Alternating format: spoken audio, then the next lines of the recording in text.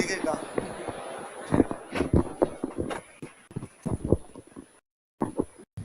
हाँ जी, good afternoon. कल क्या पढ़ाया था आपको? पढ़ा? घर पे जाके देखा उसको वापस थोड़ा? अच्छा, मॉडर्न राजस्थान शुरू किया था हमने। हम पढ़ रहे थे कि 1803 में अंग्रेज अपनी दो रियासतों के साथ संधियां करते हैं, पहले भरतपुर के साथ, बाद में आलू। उस समय अंग्रेजों का जो गवर्नर जनरल था वो कौन था? Lord Wellesley. दोबारा संधियां की गई 1718 में। 17 में दो रियासतों के साथ की गई, करौली और कोटा। बाकी सब रियासतें कब कर लेती है? एक रियासत बची थी सिरोही, वो सबसे लास्ट में करती है 1823। और इस समय जो अंग्रेजों का गवर्नर जनरल था वो था लॉर्ड हेस्टिंग्स। एक बंदे को साइन करवाने के लिए भेजा गया था, वो बंदा था चार्ल्स मेटको। डूंगरपुर, बांसवाड़ा, प्रतापगढ़ के साथ साइन करने के लिए अलग बंदा आया था, वो बंदा था जॉन मेलकम। बाद में कहा गया हर रियासत में एक अंग्रेज रहेगा, उसको क्या बोला करते? पॉलिटिकल एजेंट, या उसको क्या बोलते? रेजिडेंट। पूरे राजस्थान का एक रेजिडेंट बनाया गया, उसको क्या बोलते? Resident for Rajputana. और वो कहां पे रहेगा? दिल्ली। और वो जो पहला बंदा बनाया गया था वो था डेविड ऑक्टरलोनी। क्या नाम था? डेविड। 1832 में कहा गया कि इसका नाम चेंज किया जाएगा, ये होगा एजेंट टू गवर्नर जनरल, और इसका मुख्यालय कहां पर होगा? अजमेर। और वो जो पहला एजीजी अपने आया था वो कौन था? Abraham locket. 45 में कहा गया कि नहीं साहब, इसको शिफ्ट कहां पे कर दो? अब। तो 45 में कहां भेज दिया गया? अब। 64 में कहा गया कि नहीं, गर्मियों के अंदर तो रहेगा अब, और सर्दियों में कहां रहेगा? इतना कुछ ही पढ़ रहे थे। कल मैं थोड़ा सा आपको समझा रहा था कि उस समय फौजियों ने क्रांति की थी। किसने क्रांति की थी? तो अपने पढ़ रहे थे कि भारत में जो सबसे पहले क्रांति होती है मेरठ। कहां पे होती है? 10 मई को जो मेरठ के क्रांतिकारी थे वो वहां पे क्या कर देते हैं? क्रांति। और अपने राजस्थान में क्रांति होती है नसीराबाद। कहां पे होती है? और अपने यहां पर होती है 28 में। कुल मिला के इन बातों का लेना देना यह था कि क्रांति सैनिकों द्वारा शुरू की गई। किसके द्वारा शुरू की गई? सैनिक कहां रहते हैं? छावनियों में। इसका मतलब क्रांति की शुरुआत छावनियों में हुई। क्रांति की शुरुआत कहां पे हुई? तो भाई राजस्थान में कौन कौन सी छावनियां थी जहां पर क्रांति हुई, कौन सी छावनियां थी जहां पर क्रांति नहीं हुई? तो जब 57 की क्रांति का टाइम था तब राजस्थान में 6 छावनी थी। कितनी छावनी थी? लिखो देख।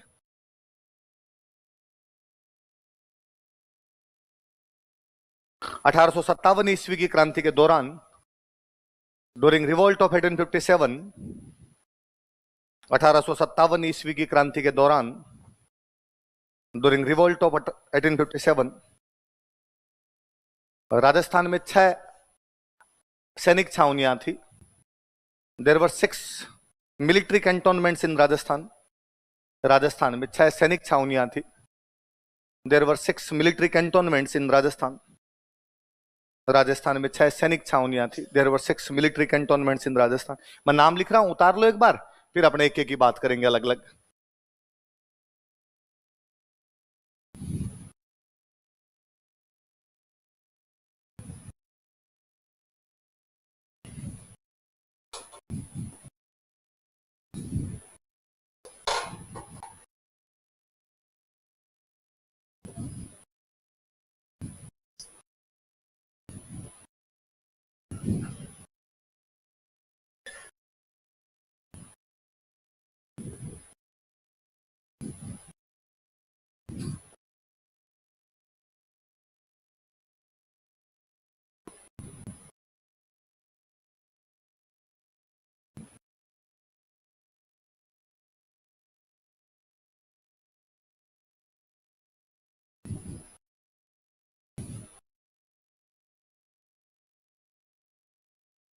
उतारो, देखिए 6 नाम उतारो अपने।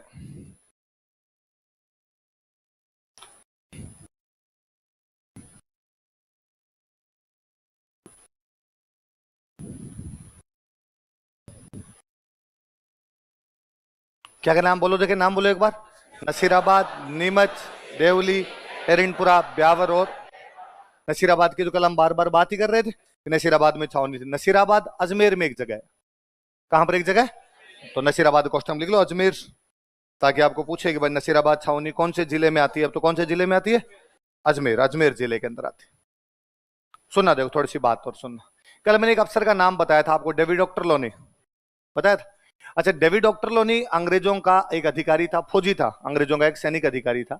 दिल्ली पोस्टिंग थी उसकी। कहां पोस्टिंग थी? रेजिडेंट फॉर राजपूताना बनाया, तब भी वो कहां रहता था? दिल्ली। मैंने कल बताया था कि अंग्रेजों के और मराठों के बीच में लड़ाइयां हुई थी। है ना। पहली लड़ाई तो ड्रॉ हो गई थी 1775 से लेके 1782, 75 to 82।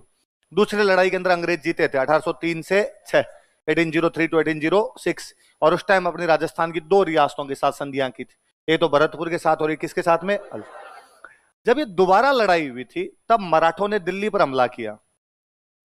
मराठों ने कहां हमला किया? दिल्ली का जो मुगल बादशाह है, पढ़ तू, ध्यान दे इधर। दिल्ली का जो मुगल बादशाह था, मुगल बादशाह अंग्रेजों की पेंशन लिया करता, तो दिल्ली की रक्षा की जिम्मेदारी किसकी है? अंग्रेजों की। तो अंग्रेजों ने दिल्ली बचाई। जो दिल्ली बचाने वाला अंग्रेज था उसका नाम था डेविड ऑक्टरलोनी। मराठों से दिल्ली की रक्षा करने वाला जो अंग्रेज था उसका नाम क्या था? David Ochterlony. उस समय जो मुगल बादशाह हुआ करता वो था शाह आलम। कौन था? शाह आलम सेकंड मुगल बादशाह हुआ करता। शाह आलम सेकंड राजी हुआ और शाह आलम सेकंड ने कहा कि वाह यार डेविड ऑक्टरलोनी, तूने दिल्ली बचाई है, तू दिल्ली का रक्षक है। और रक्षक को बोलते हैं नसीर। रक्षक क्या बोलते हैं? फारसी भाषा में रक्षक का मतलब क्या होता है? नसीर।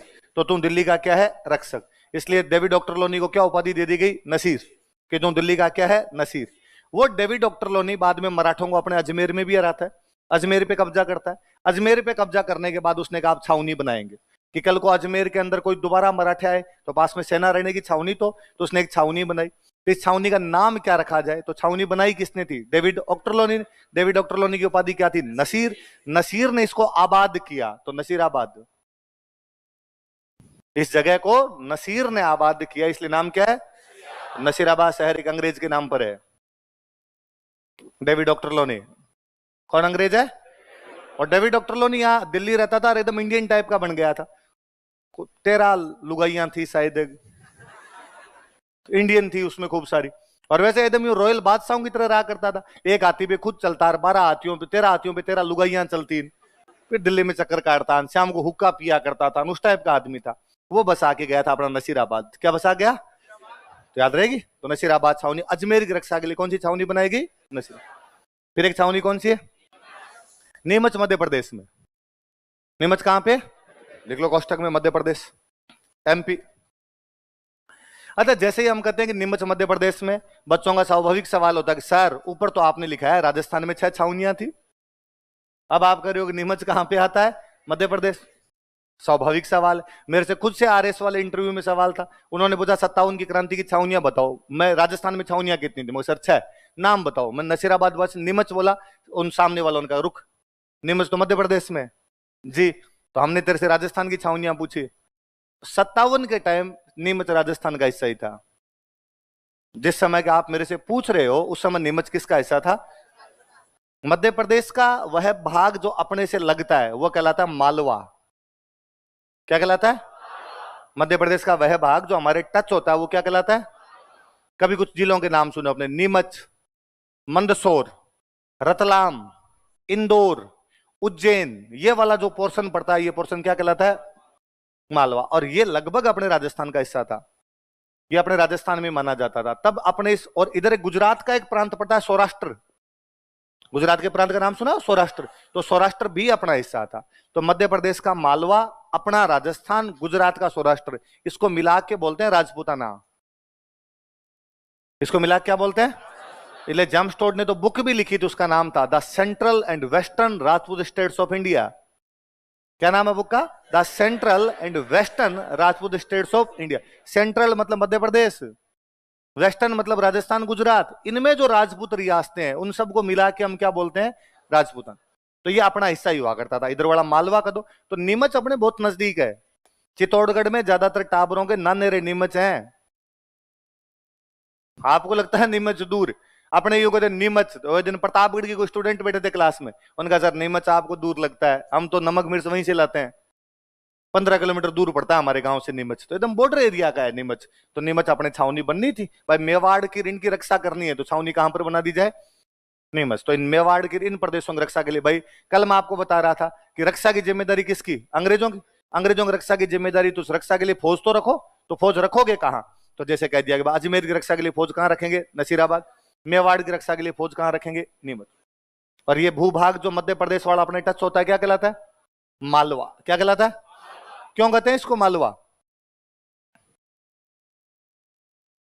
क्यों कहते हैं इसको मालवा? क्या है? मालवा जनपद है। पहले यहाँ पे मालव जनपद था। अच्छा, यहाँ मालव जनपद था इसलिए मालवा हो गया। अच्छा, और कोई बात? मालव जाति के लोग रहते थे यहाँ पे इसलिए मालव जनपद हो गया। और कोई? ऐसा ही कुछ? ये सही बात है जैसा आप बता रहे हो। अब डरते क्यों देता? जो आए वो वैसा बोल दिया करो। इन दोनों ने बोला दोनों सही है।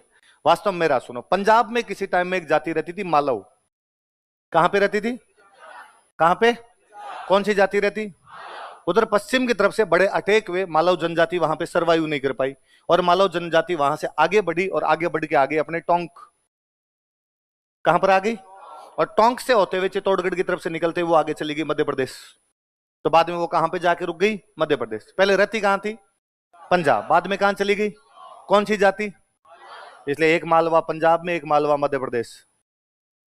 मैं इसीलिए आपसे पूछ रहा था कि अक्सर जब पूछ लिया जाता मालवा कहां है, बच्चे टूट के कहते हैं मध्य प्रदेश। मालवा पंजाब में भी है। मालवा। और कभी पंजाबी गाने सुनो तो उनमें वापस सुनना, उनमें नाम आएगा बाकायदा। मालवेदा मुंडा ते मजिदी कुड़ी, उनके इलाकों के नाम है माझा, उनके इलाकों के नाम है दोआबा, उनके इलाकों के नाम है आपके मालवा। जैसे अपने मेवाड़, मारवाड़, वागड़, हाड़ौती, वैसे उनके इलाके। माझा इलाका उनका, दोआबा इलाका उनका, मालवा उनका इलाका है। जहां मालव जनजाति रही, जहां मालव जाति रही, जहां मालव समुदाय रहा, वो इलाका क्या कहलाया? मालव। अपने टोंक मालवा है, यहां पे मालव रहे थे तो अपने वाला हिस्सा भी मालवा है। पर अपने वाले किताबों वालों ने इसको लिखना शुरू कर दिया, हमारे वाला तो मालव जनपद है और वो वाला मालवा है, ये वाला मालवा। जहां मालव रहे वो सारे मालवा है। बाद में मध्य प्रदेश रहे तो मध्य प्रदेश भी क्या कहलाया? मालवा। तो मालवा कहां कहां बेसिकली बड़े तौर पे? पंजाब और, रहेगी दिमाग में। तो कई बार क्या बच्चे भी वैसे बताने लग जाते हैं कि मैं पूछता हूं मध्य प्रदेश वाले को मालवा क्यों कहते हैं? कि सर यहाँ मालवा का पठार है। सही बात है, तो मालवा का पठार का नाम मालवा का पठार ही क्यों है? सालवा का, कालवा का, पालवा का पठार क्यों नहीं है? फिर कोई कहता है सर ये लावा से बना था, लावा मालवा। तो ऐसे दिमाग नहीं लगाने अपने, है ना। कोई कहता है सर खेती ज्यादा होती है यहाँ पे, खेती ज्यादा होती थी तो माल मत्ता ज्यादा मिलता लोगों को, कहता माल मिला लोगों को, इसलिए नाम क्या पड़ गया? मालव जाति थी। पंजाब की रहने वाली मालव जाति थी जो आक्रमणों को उधर से झेल नहीं पाई थे ज्यादा, कई साल तक लड़े होंगे, भिड़े होंगे। बाद में उनका कबीला इधर आ गया, अपने राजस्थान की तरफ होता हुआ मध्य प्रदेश निकल गया, इसलिए एक इधर मालवा बन गया, एक उधर मालवा बन गया। याद रहेगी बात है। तो नीमच इधर, मालवा वाला भाग मध्य प्रदेश। अगली छावनी कौन सी? टोंक में अपने एक जगह। कहां पे? टोंक। लिख लो, टोंक। अगली छावनी कौन सी है? जब अंग्रेजों ने सिरोही के साथ संधि कर ली थी, मतलब 1823 में, तो अंग्रेजों ने सिरोही के राजा से जमीन खरीदी यहाँ पे, और जमीन खरीद के कहा भाई यहां पर भी एक छावनी बनाई जाए जो मारवाड़ की रक्षा करे। किसकी रक्षा करे?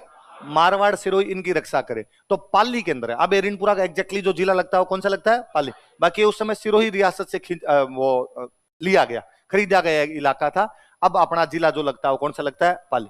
अब और सुनो, जिस अधिकारी को कहा गया कि तुम जाके यहां पे छावनी बना लो, उस अधिकारी का नाम था मेजर डाउनिंग। क्या नाम था? तो मेजर डाउनिंग ने यहाँ छावनी बनाई। छावनियां हमेशा ये सुनसान इलाकों में बनाई जाती, बाहर, मतलब गांव, जो मुख्य गांव होते हैं उनके बाहर। आज भी देख लो मिलिट्री एरिया बाहर होते हैं। ठीक है, शहर बढ़ गया तो मिलिट्री एरिया अंदर आ गया, बाकी जब बना था तब मिलिट्री एरिया बाहर था, तो बाहर बनाया। तो मेजर डाउनिंग को कहा भाई यहां तो मिलिट्री एरिया बना दे। तो इस इलाके का नाम क्या रखें? तो डाउनिंग के खुद के गांव का नाम था एरन।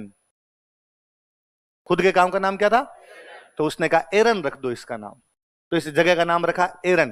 फिर किसी अपने वाले ने जाकर साहब केवल एरन नहीं, को सरपुर ऐसे तो लगाओ, देखो ऐसे नहीं लगाओ तब तक हमें फील नहीं आता कि कोई गांव है। तो अपने वालों ने कहना शुरू कर दिया एरनपुरा। क्या कहना शुरू कर दिया? कि एरन गांव है तो एरनपुरा। वो एरनपुरा एरनपुरा एरनपुरा करते करते कहां आ गए? बाकी एरन इंग्लैंड में गांव है, तो एरनपुरा नाम यूं नहीं, इंग्लैंड के गांव के नाम पर अपना एरनपुरा है। मेजर डाउनिंग का गांव था। मेजर डाउनिंग को लगता था यार मुझे मेरे गांव की याद आती है तो क्यों ना भारत में बसा दूं, वो यहां पे बसा के चला गया। अगला कौन सा छावनी? कौन सा है? नसीराबाद बनाई गई अजमेर की रक्षा के लिए, एरनपुरा बनाया गया मारवाड़ की रक्षा के लिए। अजमेर से यदि आप जोधपुर जाओगे तो बीच के अंदर ये सुनसान इलाका पड़ा था एकदम। अजमेर से जोधपुर जो बीच वाला, जो हाईवे वाला रास्ता है, आज भी देखो ज्यादा बीच में गांव वाँव नहीं आएंगे इस इलाके के अंदर। यहां पर एक जनजाति रहा करती थी, मेर। कौन सी जनजाति थी? इसलिए ये इलाका जो था यह कहलाता मेरवाड़ा। क्या इलाका कहलाता? अजमेर की से आगे की तरफ ढलते तो ये मेर जाति का इलाका था। मेर जाति का इलाका था, इसलिए इलाका क्या कहलाता? वो मेर जाति के जो लोग थे वो यूं जोरदार योद्धा थे। आने जाने वालों को भाई साहब टैक्स दो रे इधर, तो टैक्स जमा करो, टोल टैक्स लोगे तो यहां से जाओगे, वो बीच में लूट लिया करते। इसलिए जनता बड़ी परेशान थी इन मेरों से। जब अंग्रेज यहां पर आए तो लोगों ने कहा भाई अब रक्षा की जिम्मेदारी किसकी? अंग्रेजों की। तो लोग गए भाई यदि तुम्हारी रक्षा की जिम्मेदारी है तो रक्षा करो। तो अंग्रेजों ने कहा पूरी रक्षा करेंगे। बताओ किससे करेंगे? साहब मेरों से। इस मेरवाड़ा से कोई निकल ही नहीं पाता। इस मेरवाड़ा से जब भी निकलते हैं तो यहां पर ये मेर टैक्स लेते हैं, ये मेर लूटपाट कर लेते हैं, बीच में कोई टैक्स नहीं दे। तो अंग्रेजों ने कहा चिंता मत करो, मेरवाड़ा की रक्षा के लिए हम एक छावनी बना देंगे। और उन्होंने इस मेरवाड़ा की रक्षा के लिए एक छावनी बना दी। तो यहां से लोग आते जाते तो उनको खतरा ज्यादा था कम था? खतरा ज्यादा था। वैसे इलाके में लूटपाट होती तो खतरा ज्यादा है। तो अंग्रेजों ने जब छावनी बनाई तो वहां पर एक बोर्ड लगा दिया, सावधान रहें, बी अवेयर। क्या बोर्ड लगा दिया? ये रास्ता खतरे वाला इलाका है, यहाँ पे सावधान रहे, बी अवेयर का बोर्ड लगाया गया। अपने वाला कोई बंदा जाता उससे पूछते कहां जाके आया था? वो कहता बी अवेयर जाके आया था। तो be aware be aware be aware be aware करते ब्यावर है। इसका नाम ब्यावर नहीं है। आज भी स्पेलिंग चेक करो इसकी, बी अवेयर है इसकी स्पेलिंग। तो ये बी अवेयर है, पर अपने से बी अवेयर बोला नहीं गया। तो कहां गए थे? बी अवेयर गए थे, बी अवेयर गए थे, बी अवेयर गए थे, करते करते क्या लेके आ गए? ये अंग्रेजों का एक अफसर था जो इस शहर को बना के गया था, डिक्सन। क्या नाम था? डिक्सन। कर्नल डिक्सन हुआ करते थे। कर्नल डिक्सन ने ब्यावर की स्थापना की थी। अच्छा, ब्यावर के आसपास ये मेरवाड़ा वाला इलाका है, मेरों की लूटपाट ज्यादा, इसलिए मिलिट्री एरिया भी बनाया। तो मिलिट्री एरिया बनाया तो कब अंग्रेजों के जो अफसर रहेंगे उनके बीवी बच्चे भी रहेंगे। वो जब यहाँ पे रहेंगे तो स्कूल भी खोलने पड़ेंगे, छोटे मोटे हॉस्पिटल भी खोलने पड़ेंगे। तो पूरा शहर बस गया। अब शहर बस गया तो भी अंग्रेजों को डर था क्या लूटपाट हो सकती है, इसलिए ब्यावर के चारों तरफ परकोटा बनाया, चार दीवारी। क्या बनाई? चार दीवारी बनाई, परकोटा बनाया। ब्यावर भारत का अंतिम शहर है जिसके चारों तरफ परकोटा है। या तो उससे पहले वाले कोई शहर थे जिनके चारों तरफ परकोटा था, इसके बाद में कोई शहर नहीं बसा जिसके चारों तरफ है परकोटा। जैसे जयपुर है, जयपुर पुराना, जयपुर के चारों तरफ परकोटा है। पुराने सारे शहरों में परकोटा है। ये देखो Ghat gate, Ajmeri gate, Sanganeri gate, ये गेट किसके हैं? चार दीवारी के तो है। आप जोधपुर जाओ, गेट मिलेंगे, Merti gate, Sojati gate, Siwanchi gate, Jalori gate, Nagauri gate. इसका मतलब कोई ना कोई परकोटा है। आप बीकानेर जाओ, जसूसर गेट, नथुसर गेट, गेट है, इसका मतलब क्या है? परकोटा। पर ब्यावर के बाद भारत में किसी भी शहर में परकोटा नहीं बना। तो अपना अंतिम कोई शहर जो परकोटे वाला बनाया गया वो कौन सा था? वो अफसर कौन थे जो बना के गए? डिक्सन। डिक्सन बहुत भले, बहुत सज्जन, बहुत अच्छे आदमी थे। डिक्सन यहीं रहने लग गए थे, भारत में ब्यावर में रहने लग गए थे। एक इंडियन महिला से शादी कर ली थी। डिक्सन की मृत्यु यहीं हुई थी।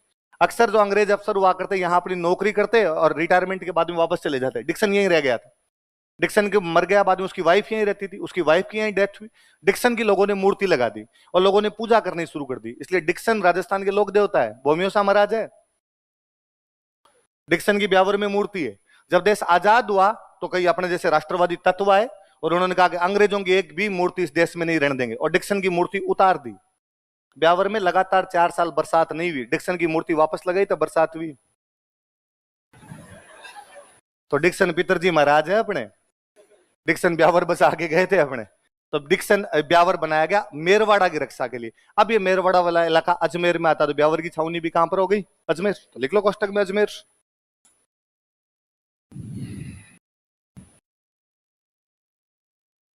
अच्छा, ऐसे ही एक जनजाति और थी अपनी, भील। कौन सी जनजाति थी? भील। मेवाड़ के, मेवाड़ और सिरोही, मेवाड़ और सिरोही का जो इलाका टच करता, इन पहाड़ी बेल्ट में खूब सारे भील रहा करते। और इन इलाकों में भी सेम समस्या थी जो मेरों वाले इलाके में थी कि यहां पर भी भीलों के एरिया से निकलोगे तो भीलों को टैक्स दोगे। भील कहते हम सुरक्षा कर लेंगे। क्या लेंगे? सुरक्षा। बोलाई कर बोलते, बोलाई कर, बोलाई टैक्स दो, हम तुम्हारी सिक्योरिटी देंगे, हम तुम्हारी सुरक्षा देंगे। बंदा पूछता भाई किससे दोगे तुम सुरक्षा? कहता हमसे, हम कुछ ही नहीं कहेंगे, एक बार टैक्स दे जाओ। तो अंग्रेज, वो भील यहाँ पे टैक्स लिया करते। तो जनता अंग्रेजों के पास गई। जनता ने अंग्रेजों को जाकर कहा कि साहब तुम रक्षा करते हो, भीलों के इलाकों में से हम निकल ही नहीं पाते बिना टैक्स दिए। तो इन भीलों के इलाकों की सुरक्षा के लिए जो छावनी थी वो छावनी है खेरवाड़ा। कौन सी छावनी है? तो उदयपुर। खेरवाड़ा कहां पर है? इसलिए आज भी आप में से यदि कोई कांस्टेबल के अंदर सेलेक्ट होता है तो उसकी खेरवाड़ा में ट्रेनिंग होती है। आज भी अपने पुलिस ट्रेनिंग का जो सेंटर बनाया हुआ है कांस्टेबल का, वो कहां बनाया हुआ? पुराने टाइम की छावनी थी वहां पे। तो इंफ्रास्ट्रक्चर तो पूरा डेवलप ही है, कर लो वहां पे जाके। तो छावनियां समझ में आ गई कि अजमेर की रक्षा के लिए जो छावनी बनाई गई वो कौन सी थी? मेवाड़ की रक्षा के लिए जो बनाई गई नीमच। ये कोटा वाला ये जो इलाका था इसकी रक्षा के लिए देवली, कोटा टोंक वाला जो इलाका था देवली, जो मारवाड़ वाला इलाका उसकी रक्षा के लिए एरिनपुरा, मेरवाड़ा वाले बेल्ट मेरों से रक्षा के लिए ब्यावर, बिलों वाले इलाके में रक्षा के लिए खेरवाड़। तो कितनी छावनियां थी? कौन कौन से दोबारा नाम बता दो एक बार। नसीराबाद, नीमच। दो छावनियां ऐसी थी जहां पर अपने क्रांति हुई नहीं, ब्यावर और खेरवाड़ा। कोई पूछेगा आपसे कि राजस्थान में कितनी छावनियां थी? 6। कौन सी छावनियों में क्रांति हुई नहीं? तो कौन सी छावनियों में नहीं हुई? ब्यावर और खेरवाड़ा। लिखो स्टार लगा के, ये काम की बात है। ब्यावर तथा खेरवाड़ा छावनियों में, in Beawar and Kherwara cantonments, Beawar तथा खेरवाड़ा छावनियों में, in Beawar and Kherwara cantonments क्रांति नहीं हुई थी। Revolt did not take place. क्रांति नहीं हुई थी, revolt did not take place, क्रांति नहीं हुई थी। पल्ले पड़ेगी बात है ना। आप सिंपल, कोई ये नहीं पूछेगा कहां कहां हुई थी, कहां नहीं हुई थी, तो कोई 4 नाम लिख देगा कि इनमें से कौन सी छावनी में क्रांति नहीं हुई। नसीराबाद, ब्यावर, देवली और एरिनपुरा। कहां पे नहीं हुई? ब्यावर। कोई ये पूछ लेगा इनमें से कहां कहां क्रांति हुई थी, वो दे देगा ब्यावर, खेरवाड़ा, नसीराबाद, नीमच। तो वो दे देगा 1 व 2, 2 व 3, 3 व 4, 3 व या 4 व 1। कोई ऐसा ऑप्शन दे देगा तो क्या हो जाएगा? 3 व 4। नसीराबाद में भी हुई थी। कहां पे हुई थी? नीमच। तो 4 छावनियों में हुई है। कौन कौन सी छावनी में? नसीराबाद, नीमच, देवली।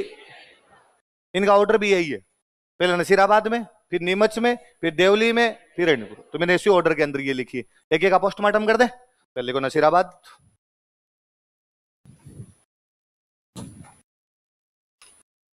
नसीराबाद। नसीर ने आबाद किया इस इलाके को, इसलिए नाम ही क्या पड़ गया? नसीराबाद। मैं कल वैसे सारी बातें बता ही गया था आपको, मैं एक बार फिर समझा दूं थोड़ा। मैंने बताया था कि एक पैदल सेना की 15वीं टुकड़ी थी।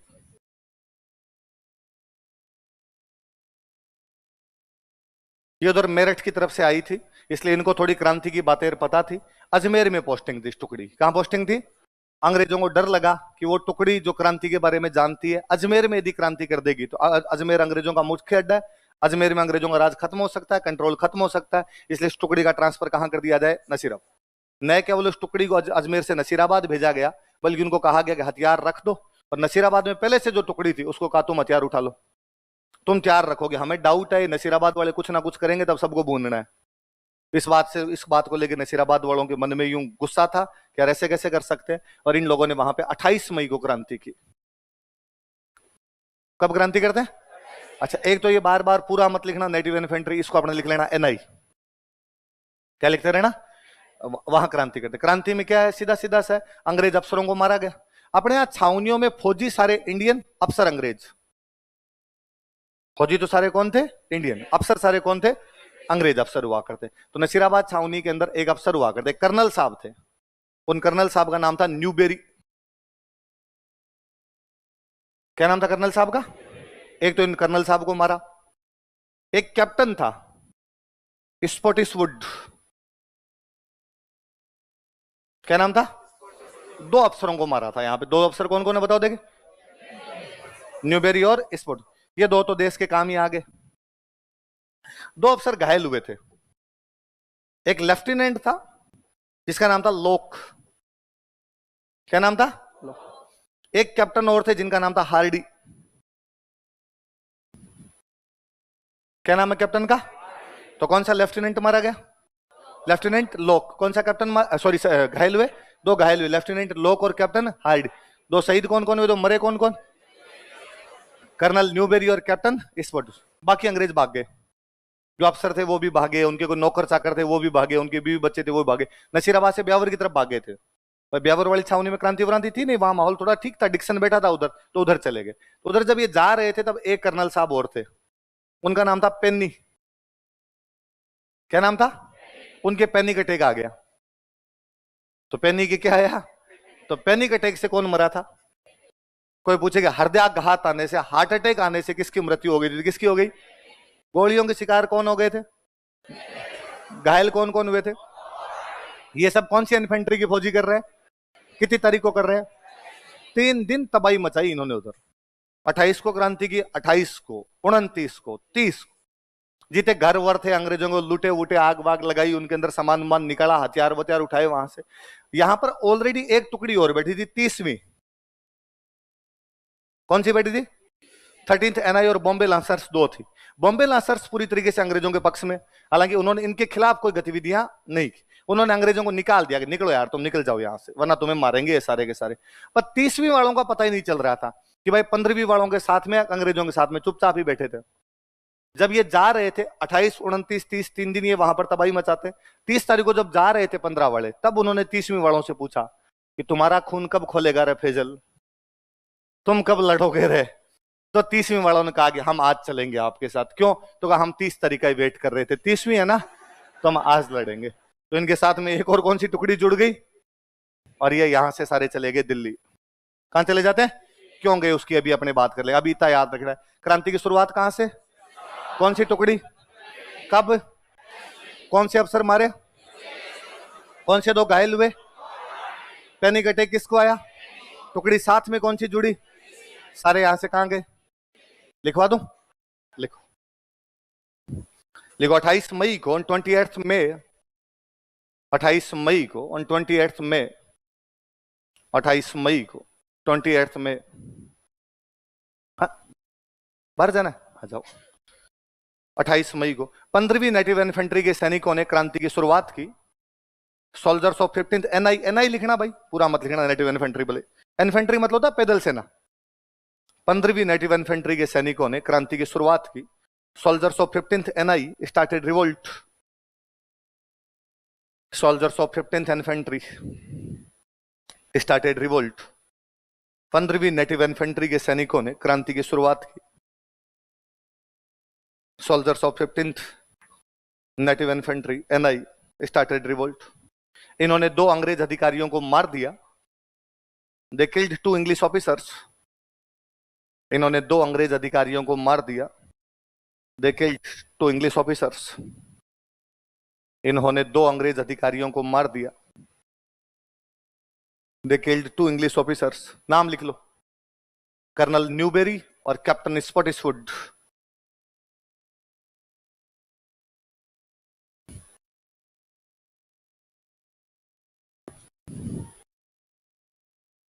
तो क्या क्या नाम है बताओ देखे?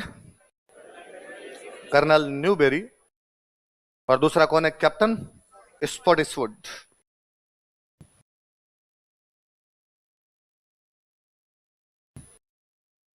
याद रखना ना, ये आरपीसी कोई पुराना सवाल है। कर्नल न्यूबेरी और कैप्टन स्पॉटिसवुड कौन सी छावनी के अंदर मारे गए थे? कौन सी छावनी में? नसीरा।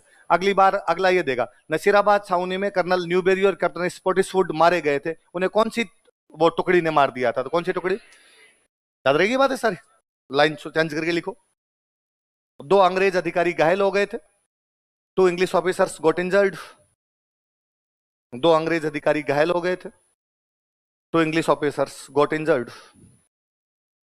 2 अंग्रेज अधिकारी घायल हो गए थे। 2 इंग्लिश ऑफिसर्स गॉट इंजर्ड। नाम लिख लो, लेफ्टिनेंट लॉक और कैप्टन हार्डी गॉट इंजर्ड। क्या क्या नाम बताओ देखे? लेफ्टिनेंट लॉक और कैप्टन हार्डी। गाने वाने सुनते हो आप पंजाबी? क्या पंजाबी सिंगर है? हार्डी संधू? हार्डी संधू है? चंदी कुड़ी अंबरां दी भैन, ऐसा कोई गाना उसका है? और मैनू बिजली बिजली कहन। हाँ, ऐसे गाने सुनते हो तुम? चलो, कौन कौन 2 अफसर है नाम बताओ देखे? लेफ्टिनेंट लॉक और कैप्टन। पैनिक अटैक किसको आया? हृदयाघात है ना, हार्ट अटैक। लिख लो, लाइन चेंज करके लिखो। देखो, हृदयाघात के कारण, ड्यू टू हार्ट अटैक,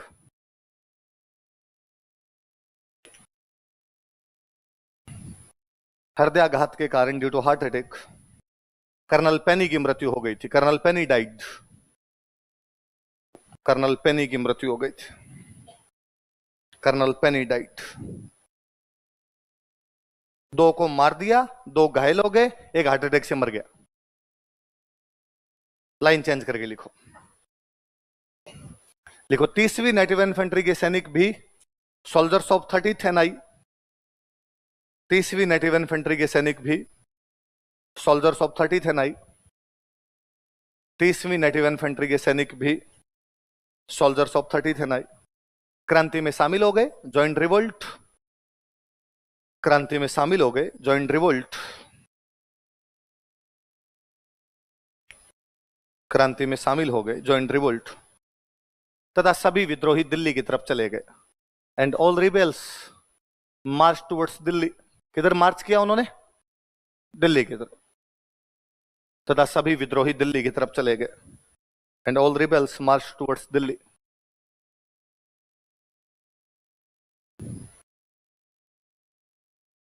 सभी विद्रोही दिल्ली की तरफ चले गए। अच्छा, इधर बाहर भी लोग खड़े हैं। इतना इतने क्यों पढ़ने लग गए भाई आप?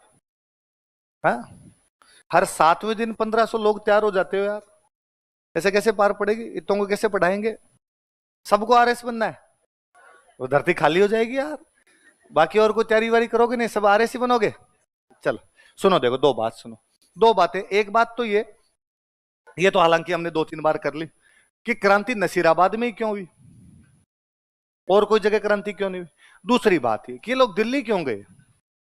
दो सवाल है ना? क्या क्या सवाल है? क्रांति नसीराबाद में क्यों हुई, और ये लोग क्रांति करने के बाद कहां चले गए? पाए दिल्ली। दिल्ली क्यों चले गए, और कोई जगह चले जाते? अच्छा, नसीराबाद में क्यों हुई उसका कारण तो मैं कल से आपको बता रहा हूं, हम लिखेंगे, है ना। ये एक बार सारा घटनाक्रम हो जाए, कहां कहां क्रांति हुई, बाद में लास्ट में लिखेंगे भी, पर थोड़ा सुनो। अब यहाँ क्रांति नसीराबाद में होने का तो सीधा सा कारण है कि 15th नेटिव इन्फेंट्री वाले फौजी मेरठ साइड से आए थे, इसलिए इनमें क्रांति की भावना पहले से थी। तो एक तो इनको करना ही था, ये नसीराबाद नहीं तो अजमेर करते, अजमेर नहीं तो जहां इनको भेजते, इनको पंगा लेना ही था। दूसरा, इनको अजमेर से नसीराबाद ट्रांसफर के इसलिए भी अंग्रेजों से नाराज थे। फिर क्यों भेज दिया? थोड़े दिन पहले तो कहा अजमेर जाओ, अब कहा कि डेरा डंडू उठा के तुम्हारे कहां जाओ, नसीराबाद जाओ, उससे नाराज थे। तीसरा, नसीराबाद में आते इनको कहा हथियार रखो, तो इनमें शक और आता जा रहा था, यार ये क्या तरीका, हथियार कैसे रखवा रहे हैं। चौथा, जो बॉम्बे लांसर्स थे उनको कहा कि तुम हथियार तैयार करके रखो, तो लगा यार हमारे तो रखवा रहे हैं, इनके भरवा रहे हैं, इसका मतलब इन वाले काम तो अपने पे आएंगे, तो ये भर के काम लें और अपने छोड़ें, उससे पहले अपने ही काम ले लें। आई बात समझे? तो मैं लिखवा दूंगा, लास्ट में हम लिखेंगे, लास्ट में मेंस वाली खूब सारी बातें लिखेंगे, तब अपने अलग से लिखेंगे। पर फिर भी थोड़ा दिमाग में रखना कि कभी इंटरव्यू में कोई आपसे पूछ ले कि क्रांति सबसे पहले कहां हुई, आप चौड़े होगे कहोगे सर 28 मई को 15 नेटिव इन्फेंट्री नसीराबाद में क्रांति करती है, न्यूबेरी स्पॉटिसवुड को मार देती है, लॉक हार्डी को घायल कर देती है, पैनिक को तो पैनिक अटैक किया गया था, और 30 मई को 30वीं नेटिव इन्फेंट्री शामिल हुई और यहां से दिल्ली चले गए। अगला, शाबाश, वेरी गुड यार, मैंने तो इतना ही पूछा था कहां हुई थी, तुम तो आगे ही चला गया। सर सब याद है, और आने दो आप तो। नेक्स्ट क्वेश्चन,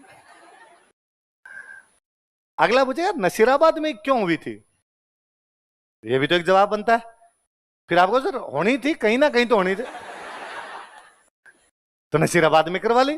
अब सर ये थोड़ी पता था पहले आप सवाल पूछोगे नसीराबाद में क्यों हुई, वरना ब्यावर में करवा देते और कहीं करवा देते। पता आप इजीली, मैं लिखवा भी दूंगा, अभी मेरे दिमाग में रखना, मैं जब लिखवाऊंगा तब आपसे पूछूंगा वापस कि भाई नसीराबाद में क्यों हुई। तो ये नसीराबाद वाले जो 15 नेटिव इन्फेंट्री के फौजी थे, इनको क्रांति की जानकारी थी, इनका ट्रांसफर किया इस वजह से नाराज थे, हथियार रखने का कहा इस वजह से भी नाराज थे, और दूसरी टुकड़ी को हथियार भरने के लिए कहा गया, हथियार तैयार रखने के लिए कहा गया, इसलिए इनमें ऐसा डाउट आ गया कि हमें मारेंगे। और आदमी जब भी डिफेंसिव होता है ना तो अग्रेसिव ज्यादा हो जाता है। बंदा शुरुआत के अंदर जब बंदे को लगता है और मेरे पास कोई इलाज नहीं, पीछे हटता है, पीछे हटता है, पीछे हटता है, पीछे हटता है, पीछे दीवार है, अब मैं आगे, अब पीछे हटे नहीं सकता, तो मैं सामने जाऊंगा, मैं मारूंगा। तो इनको लगा रही ये मारेंगे, इससे अच्छा तो अपने इनको ही मार ले। तो ये कारण तो है कि नसीराबाद में क्यों। दूसरा एक बड़ा कारण है कि दिल्ली क्यों गए, और उससे भी बड़ा कारण कि अजमेर क्यों नहीं गए। भाई राजस्थान का सेंटर तो अजमेर था, नसीराबाद के अजमेर नजदीक पड़ता है कि दिल्ली नजदीक है? अजमेर नजदीक, अजमेर नजदीक है तो इनको अजमेर जाना था, और यदि उस दिन अजमेर चले जाते तो राजस्थान में पत्ता साफ कर जाते अंग्रेजों को। ये दिल्ली क्यों गए? उसका एक कारण था कि मेरठ वाले सैनिक जो थे वो 10 मई को क्रांति करते हैं और 11 मई को वो गए थे दिल्ली, और उन्होंने बहादुर शाह जफर को अपना क्या घोषित कर दिया था, नेता। और उसके बाद ये चाल ही चल पड़ी कि दुनिया भारत में जहां कहीं क्रांति हो रही थी वो क्रांति करने के बाद सारे कहां जा रहे थे, दिल्ली। क्योंकि अपने मन में दिमाग में ये था, कहीं ना कहीं ये बात चल रही थी कि यार अंग्रेजों का राज तो जाएगा, नया राज आएगा बहादुर शाह जफर का, तो बहादुर शाह जफर को शक्ल तो दिखाओ कि हम तेरे साथ हैं। आज नौकरी किसकी कर रहे हैं? अंग्रेजों की। आगे नौकरी किसकी करनी है? बहादुर शाह जफर की। तो उसको जाके कहो कि हम तेरे साथ खड़े। अब तनख्वाह कौन दे रहे हैं? अंग्रेज। बाद में तनख्वाह कौन देगा? बहादुर शाह जफर। तो नाम तो लिखाओ, वरना बहादुर शाह जफर को क्या पता कौन अपने साथ और कौन अपने खिलाफ। इसलिए ये था कि यदि क्रांति किसी ने किया तो पहले दो कहां लगा के, तो अपने सारे क्रांतिकारी क्रांति करने के बाद कहां गए थे? क्या दिल्ली जाना? बहादुर शाह जफर से परमिशन लेके आए नहीं। तो अपने मेरठ वाले फौजियों के साथ तो बड़ा जोरदार हुआ। मेरठ वाले फौजी 11 मई को चले गए दिल्ली। वहां बहादुर शाह जफर को, तू हमारा बादशाह है और हम तेरे सैनिक है, लड़। बहादुर शाह जफर ने कहा भी ठीक है। अब आई 1 जून। क्या आई? 1 जून को तनख्वाह, महीने की पहले तारीख को तनख्वाह मिलती है। पहले ये सैनिक किसकी तरफ से लड़ते? अंग्रेजों को। तो अंग्रेज 1 तारीख को तनख्वाह देते, मनी ऑर्डर घर पे भेज देते। अब ये गए बहादुर शाह जफर के पास। बहादुर शाह जफर जाकर आगे तनख्वाह ला। उसने कहा किस बात की? तो कहा तू हमारा बादशाह है, पहले हम अंग्रेजों की तरफ से लड़ रहे थे, अब हम तेरी तरफ से लड़ रहे। उसने कहा हैं, तुम मेरी तरफ से नहीं लड़ रहे, मैं तुम्हारी तरफ से लड़ रहा हूं, और तुम्हारे चक्कर में मेरी पेंशन बंद होगी। तुम लाओ, मेरे टाबरों की रोटी नहीं है, तुम लेके आओ रुपए। तो क्या हम कहां से लाए? तू बादशाह है, तू देगा हमें रुपए। तो उसने कहा मेरे पास कोई सैलरी नहीं है। तो क्या करें, हम सैलरी कहां से लाओ? उसने कहीं से लाओ।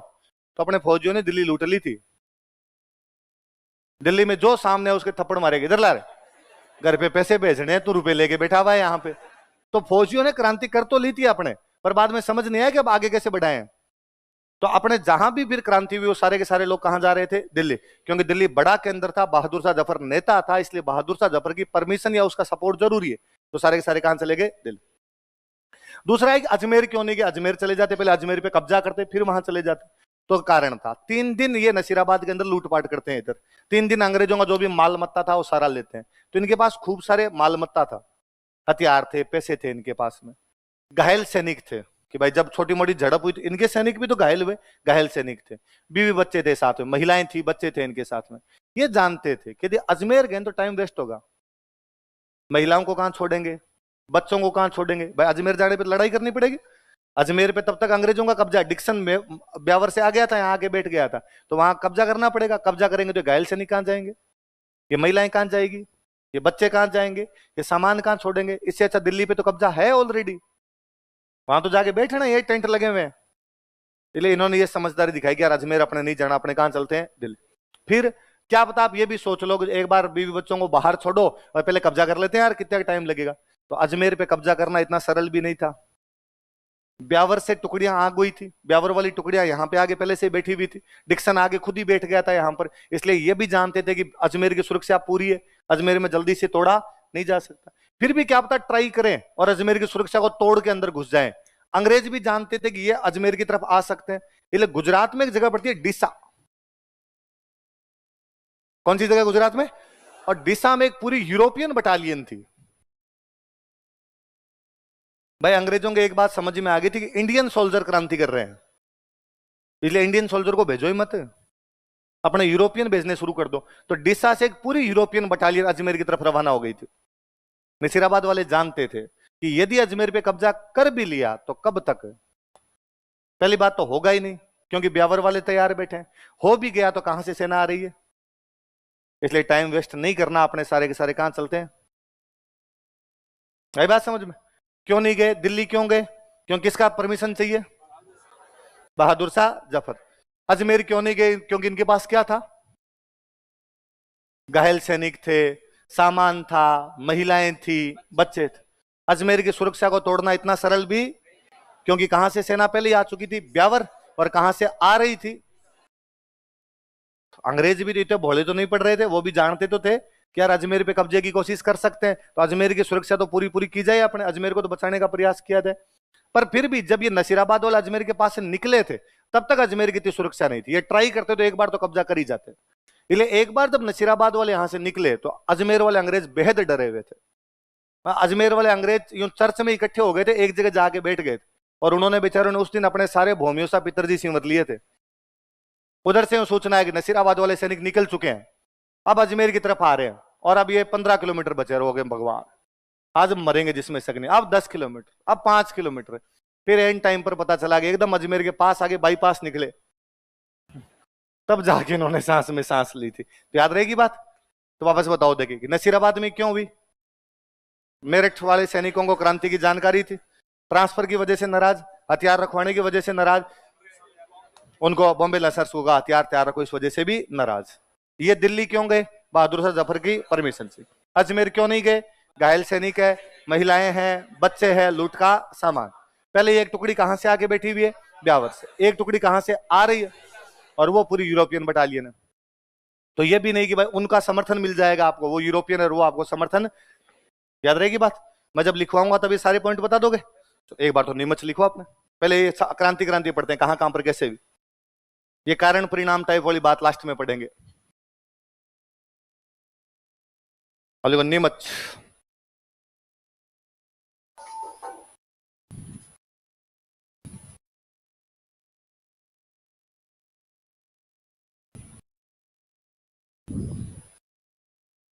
कौन सी जगह?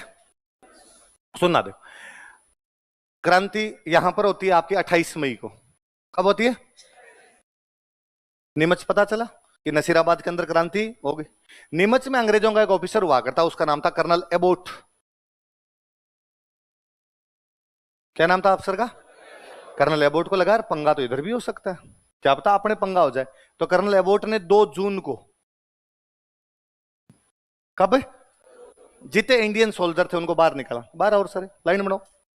सबने लाइन बनाई, कहा सौगन खाओ हमारे खिलाफ कोई क्रांति नहीं करोगे। और अपने वालों ने सबने कहा भाई सौगन है आपके खिलाफ हम किसी भी प्रकार की क्रांति। और एबोट ने कहा कि हम तुम्हें तनख्वाह दे रहे हैं भाई, जिसकी खाओ बाजरी उसकी बजाओ हाजरी। किस बात की क्रांति? अपने वालों का साहब चिंता ही मत करो, सौगन खाइए न, अब तुम्हारे खिलाफ कोई भी क्रांति नहीं। उन फौजियों में एक फौजी था, उसका नाम था मोहम्मद अली बेग। क्या नाम था? मोहम्मद अली बेग नाम करके एक फौजी था। वो जब ये कस्में खिला रहे थे वो लाइन तोड़ के बाहर आ गया। बोला मैं ये कस्में उसमें नहीं खाता। क्यों? क्या रखा है? वादे कस्में प्यार वफा झूठे हैं, इनमें कुछ भी रखा हुआ। और उसने अंग्रेजों को कहा, कर्नल एबोट को कहा कर्नल एबोट, ऐसे अंग्रेजों ने भी कस्में खाई थी। अंग्रेज जब भारत में आए थे राजाओं के साथ संधियां की, और राजाओं को कहा था कि आंतरिक मामले तुम्हारे और बाहरी मामले हमारे, हम तुम्हारे आंतरिक मामलों में डिस्टर्ब नहीं करेंगे और तुम हमारे बाहरी मामलों में डिस्टर्ब। कर्नल एबोट ने कहा सही बात है, तो हमने कहा डिस्टर्ब किया? उसने कहा झूठे, अभी थोड़े दिन पहले हमारे लखनऊ में किया तुमने। कहां पर किया? ये यूपी साइड का फौजी था, लखनऊ का फौजी था। और 1856 में अपने गवर्नर जनरल हुआ करता डलहौजी। कौन था वो? लखनऊ के नवाब को हटा गया था। लखनऊ का नवाब हुआ करता वाजिद अली शाह। कौन था लखनऊ का नवाब? और 1856 में डलहौजी ने कहा कि लखनऊ में कुशासन है। क्या है? बुरा शासन, बेड गवर्नेंस, राज अच्छा नहीं, हम हटाते हैं। और वाजिद अली शाह को गिरफ्तार करके कलकत्ता भेज दिया। तो उसने कहा था तुम्हें क्या लेता है, कुशासन था तो था, आंतरिक मामले हमारे थे ना, तुम्हें तो बाहरी मामले देखने थे। लखनऊ किसी से लड़ रहा था क्या? नहीं। लखनऊ किसी से संधि कर रहा था? नहीं। लखनऊ को उस समय बोला करते अवध। क्या बोला करते? तो अवध की लड़ाई थी किसी से कि ना, अवध की संधि थी किसी के साथ, संधि कर रहे थे वो, तुम्हारी संधि तोड़ के कि ना। तो फिर तुम वाजिद अली साहब को कैसे हटा गए? जब तुम्हारे वाली कसमें नहीं लगती तो फिर हम कसम क्यों खाए? कर्नल एबोट ने तब तो मोहम्मद अली बेग को जैसे तैसे शांत किया, साइड में लेके गया, इनका कैंटीन से थोड़ा सामान और दिलवा दूंगा, ऐसी बातें नहीं करते अपने। मोहम्मद अली बेग को तो उसने थोड़ा यूं मनाने की कोशिश की, लेकिन अब ये बात सब जगह फैलने लगी। अरे कहा यार, बात तो सही, सौगन झूठी खा गए अपने तो, और यार अंग्रेज है तो बुरे, और इन्होंने 3 जून को क्रांति कर दी। अंग्रेजों ने कहा रात तुमने सौगन खाई थी कि ना, झूठी थी वो सौगन, हमारी सच्ची सच्ची नहीं थी। हाँ, उस सौगन हमारी लगी नहीं, हम उस सौगन को मानते नहीं है, प्रैंक कर रहे थे, मजाक था, मजाक तुम्हारे समझ में नहीं आया। और 3 जून को यहाँ पे क्रांति करने वाला जो बंदा था उसका नाम था हीरा सिंह। क्या नाम था? तो किसके नेतृत्व में क्रांति होती है? कौन सी छावनी में? कब होती है? 3 जून। यहां से नीमच, नीमच मध्य प्रदेश में, नीमच से आते हैं चित्तौड़। कहां पर आते हैं? चित्तौड़ से आते हैं भीलवाड़ा। भीलवाड़ा के अंदर अपने एक रियासत हुआ करती उन दिनों में, शाहपुरा। कौन सी रियासत थी? और शाहपुरा के अंदर एक राजा हुआ करते लक्ष्मण सिंह। राजा कौन थे? और राजा लक्ष्मण सिंह ने इन सैनिकों का स्वागत किया कि शाबाश मेरे चीतों, क्या मारा यार, जोरदार लड़के, आओ आओ, खाना पीना करके जाओ आराम से आगे। तो कोई पूछेगा कहां के राजा ने नीमच के सैनिकों का स्वागत कर दिया था? शाहपुरा का राजा कौन था? यहां से भीलवाड़ा से वापस इधर टोंक की तरफ आते हैं, तब टोंक में एक जगह पड़ती थी निम्बाहेड़ा। कौन सी जगह थी? आप कहोगे कि सर निम्बाहेड़ा अब तो चित्तौड़ में आता है। हाँ, अब चित्तौड़ में। उस समय टोंक रियासत का पार्ट हुआ करता था। टोंक रियासत में कौन सा था? निम्बाहेड़ा एक जगह हुआ करती। निम्बाहेड़ा के अंदर जनता स्वागत करती, मतलब विद्रोही जब घुसे तो यूं बाहरों फूल बरसाव टाइप का फील दिलवाया पूरा। तो जन स्वागत कहां पर किया गया? निम्बाहेड़ा। निम्बाहेड़ा कौन सी रियासत का भाग है? टोंक में एक छावनी है देवली। कौन सी है? तो ये नीमच वाले यहां से कहां गए? देवली। देवली वाले उधर आगे यूं बैग लेके तैयार बैठे थे।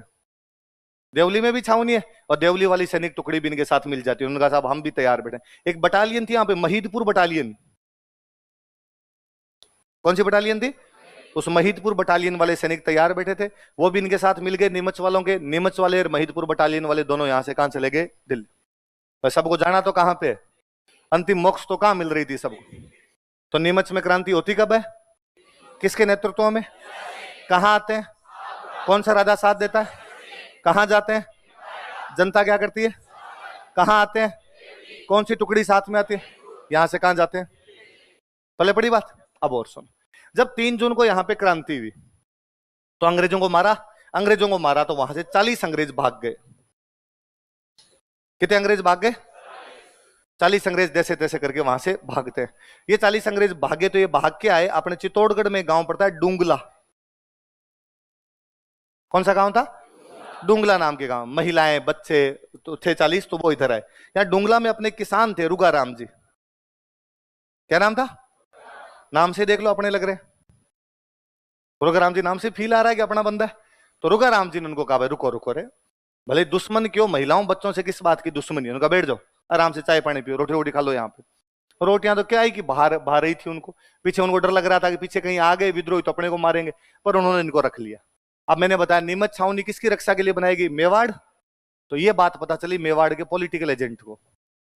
हर रियासत में कौन रहता था? अंग्रेजों का एक पॉलिटिकल। उस समय जो मेवाड़ का पॉलिटिकल एजेंट था उसका नाम था सीएल सोवर्स। कौन था? सीएल सोवर्स उस समय मेवाड़ का पॉलिटिकल एजेंट हुआ करता। किसको ये बात पता चली कि यार ऐसे ऐसे हो गया और अपने बंदों को वहां से भगा दिया गया, तो सीएल सोवर्स जो बेचारा है वहां से रवाना होता है। और वहां से रवाना होकर पहले डूंगला जाता है। कहां जाता है? नीमच जाता हो। नीमच गया तो उसे पता चला कि भाई विद्रोही तो यहां से चले गए भीलवाड़ा की तरफ, और अपने 40 गोरे भागे हैं वो किधर गए? अपने चित्तौड़ की तरफ। ये उनके पीछे पीछे आता है, डूंगला में आता है, रुगाराम जी के पास से उनको लेता है। थैंक यू बोलता है, थैंक यू रुगाराम जी, आपने हमारे लोगों का ध्यान रखा। और इनको लेके जाता है उदयपुर। कहां लेके जाता है? क्योंकि पॉलिटिकल एजेंट कहां रहता था? राजधानी में। मेवाड़ की राजधानी कौन सी थी? उदयपुर। इन दिनों उदयपुर के राणा जी हुआ करते स्वरूप सिंह। राणा जी कौन थे? राजा महाराजा सारे अंग्रेजों का साथ दे रहे थे, तो राजा स्वरूप सिंह भी किसके साथ है? अंग्रेजों के। और सोवर्स ने कहा कि राजा जी ये 40 आदमी है, इनका आप ध्यान रखो, मैं विद्रोहियों का पीछा कर रहा हूं। तो 40 अंग्रेजों को कहां पे छोड़ के गया? उदयपुर। कौन से? राणा जी के पास।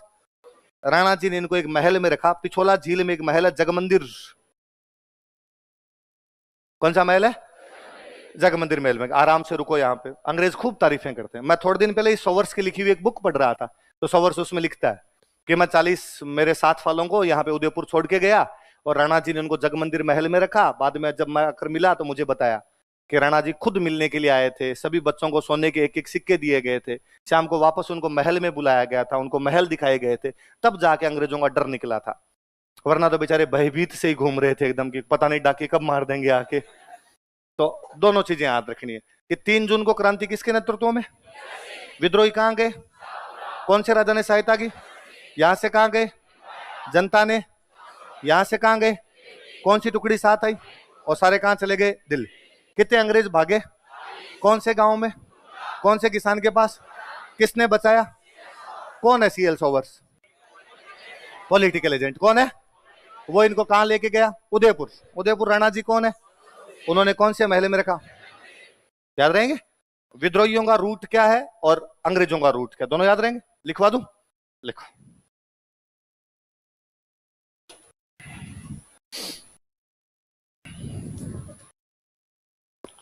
लिखो, मोहम्मद अली बेग नामक सैनिक ने, a soldier named Mohammad Ali Baig, Mohammad Ali Baig नामक सैनिक ने, a soldier named Mohammad Ali Baig, Mohammad Ali Baig नामक सैनिक ने, a soldier named Mohammad Ali Baig, colonel Abbott के सामने अंग्रेजों के प्रति वफादारी की प्रतिज्ञा करने से मना कर दिया था। कर्नल एबोट के सामने अंग्रेजों के प्रति वफादारी की प्रतिज्ञा करने से मना कर दिया था। Denied to take oath, denied to take oath for loyalty to British empire, for loyalty to British empire before colonel Abbott, colonel Abbott के सामने अंग्रेजों के प्रति वफादारी की प्रतिज्ञा करने से मना कर दिया था। Denied to take oath for loyalty to British empire before colonel Abbott, for loyalty to British empire before colonel Abbott, colonel Abbott के सामने अंग्रेजों के प्रति वफादारी की प्रतिज्ञा करने से मना कर दिया था। अंग्रेजों के प्रति वफादारी की प्रतिज्ञा करने से मना कर दिया था। कौन से फौजी ने? मोहम्मद अली बेग। मैंने बताई दिया ना, यूपी का फौजी था। ये इस बात से नाराज था कि लखनऊ के जो राजा है उनको हटा दिया गया। लखनऊ के राजा कौन थे? हालांकि वाजिद अली शाह तो खुद ही बेलखना था, और मेरे को तो यही नहीं समझ में आता कि इसको हटाने पे क्यों नाराज हो गए थे कोई लोग। जब लखनऊ पे आक्रमण किया था अंग्रेजों ने, तो पता चला कि साहब अंग्रेज आ रहे हैं, तो लखनऊ में लोग छुप गए इधर उधर जाके। महल पूरा खाली पड़ा, महल वाले भी डर के इधर उधर भाग गए कि अंग्रेज आ रहे हैं, पकड़ रहे हैं, पकड़ रहे हैं। वाजिद अली शाह अकेला बैठा था अपने सिंहासन पर। तो अंग्रेजों ने जब उसको पकड़ा तो अंग्रेजों ने कहा, तू क्यों नहीं भागा? तू भी तो भाग सकता था, तू भी तो चला जाता। उसने कहा, मेरे जूते के फीते बांधने के लिए नौकर नहीं था कोई। ठीक लग्जरी जी रहा आदमी, मतलब मौत आ रही है पर यहां जूते के फीते बंधवाने हैं आदमी को। वाजिद अली शाह तो खुद ही वैसा ही था। मुझे कई बार तो होता है डलहौजी बेचारा सही था, कुशासन तो था। ये तो ठीक है, आपकी मान डाकण कुणक है, इसलिए अपने को अपनी तारीफें करनी है, इसलिए वाजिद अली शाह को अच्छा बता दो और अंग्रेजों को बुरा बता दो। बाकी बापड़े थे तो भले इस मामले में तो कम से कम। आगे लिखो, 3 जून को ऑन 3 जून, 3 जून को ऑन 3 जून हीरा सिंह के नेतृत्व में क्रांति हुई। Revolt took place under leadership of Hira Singh, Hira Singh के नेतृत्व में क्रांति हुई। Revolt took place under leadership of Hira Singh, Hira Singh के नेतृत्व में क्रांति हुई। Revolt took place under leadership of Hira Singh, किसके नेतृत्व में क्रांति हुई? लाइन छोड़ के लिखो। शाहपुरा के राजा लक्ष्मण सिंह ने, शाहपुरा किंग लक्ष्मण सिंह, शाहपुरा भीलवाड़ा में जगह भाई। शाहपुरा के राजा लक्ष्मण सिंह ने, शाहपुरा किंग लक्ष्मण सिंह, शाहपुरा के राजा लक्ष्मण सिंह ने विद्रोहियों का समर्थन किया, सपोर्टेड रिबेल्स, विद्रोहियों का समर्थन किया, सपोर्टेड रिबेल्स, विद्रोहियों का समर्थन किया, supported rebels,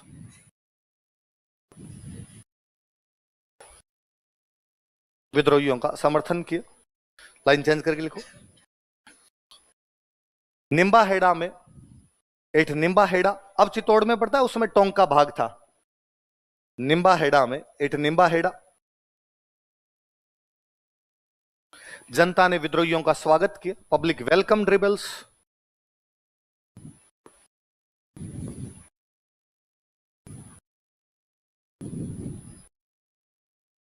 public welcome rebels, जनता ने विद्रोहियों का स्वागत किया, जनता ने विद्रोहियों का स्वागत किया। फिर लाइन चेंज करके लिखो। देवली छावनी के सैनिक भी, कॉस्टम लिखना महीदपुर बटालियन, सैनिकों कॉस्टम लिखना महीदपुर बटालियन। देवली छावनी के सैनिक भी, soldiers of Deoli cantonment, Deoli छावनी के सैनिक भी, soldiers of Deoli cantonment, Deoli छावनी के सैनिक भी क्रांति में शामिल हो जाते हैं। ज्वाइंट रिवोल्ट, क्रांति में शामिल हो जाते हैं, ज्वाइंट रिवोल्ट। देवली छावनी के सैनिक भी क्रांति में शामिल हो जाते हैं, ज्वाइंट रिवोल्ट तथा सभी विद्रोही दिल्ली की तरफ चले गए and all rebels March towards Delhi, तथा सभी विद्रोही दिल्ली की तरफ चले गए and all rebels March towards Delhi.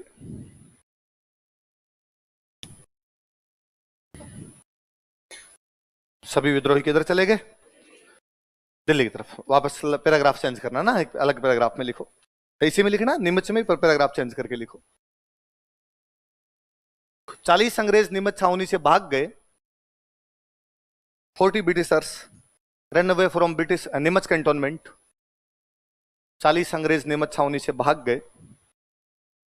40 Britishers run away from Neemuch cantonment, run away from Neemuch cantonment, Neemuch छावनी से भाग गए। लिखो, डुंगला नामक गांव में, at village named Dungla, Chittorgarh में गांव पड़ता है अपने, डुंगला नामक गांव में, at village named Dungla, Dungla नामक गांव में, एट विलेज नेम्ड डुंगला, रुघाराम नामक किसान ने, ए फार्मर नेम्ड रुघाराम, रुघाराम नामक किसान ने, ए फार्मर नेम्ड रुघाराम, इन्हें शरण दी थी, gave shelter to them, इन्हें शरण दी थी, gave shelter to them, इन्हें शरण दी थी, gave shelter to them। कौन निकालता है इनको यहां से? सीएल। लिखो, मेवाड़ के पॉलिटिकल एजेंट, मेवाड़ के पॉलिटिकल एजेंट सीएल सोवर्स ने इन्हें बचाया। CL Showers, political agent of Mewar, rescued them, उसने रेस्क्यू किया। मेवाड़ के पॉलिटिकल एजेंट सीएल सोवर्स ने इन्हें बचाया। CL Showers, political agent of Mewar, rescued them. Mewar के पॉलिटिकल एजेंट सीएल सोवर्स ने इन्हें बचाया, रेस्क्यूड तथा इन्हें उदयपुर लेकर गया एंड ब्रॉट टू उदयपुर, तथा इन्हें उदयपुर लेकर गया and brought to Udaipur.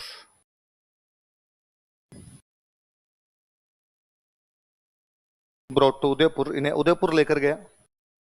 Udaipur में महाराणा कौन थे? स्वरूप सिंह। लिखो, महाराणा स्वरूप सिंह ने, महाराणा स्वरूप सिंह,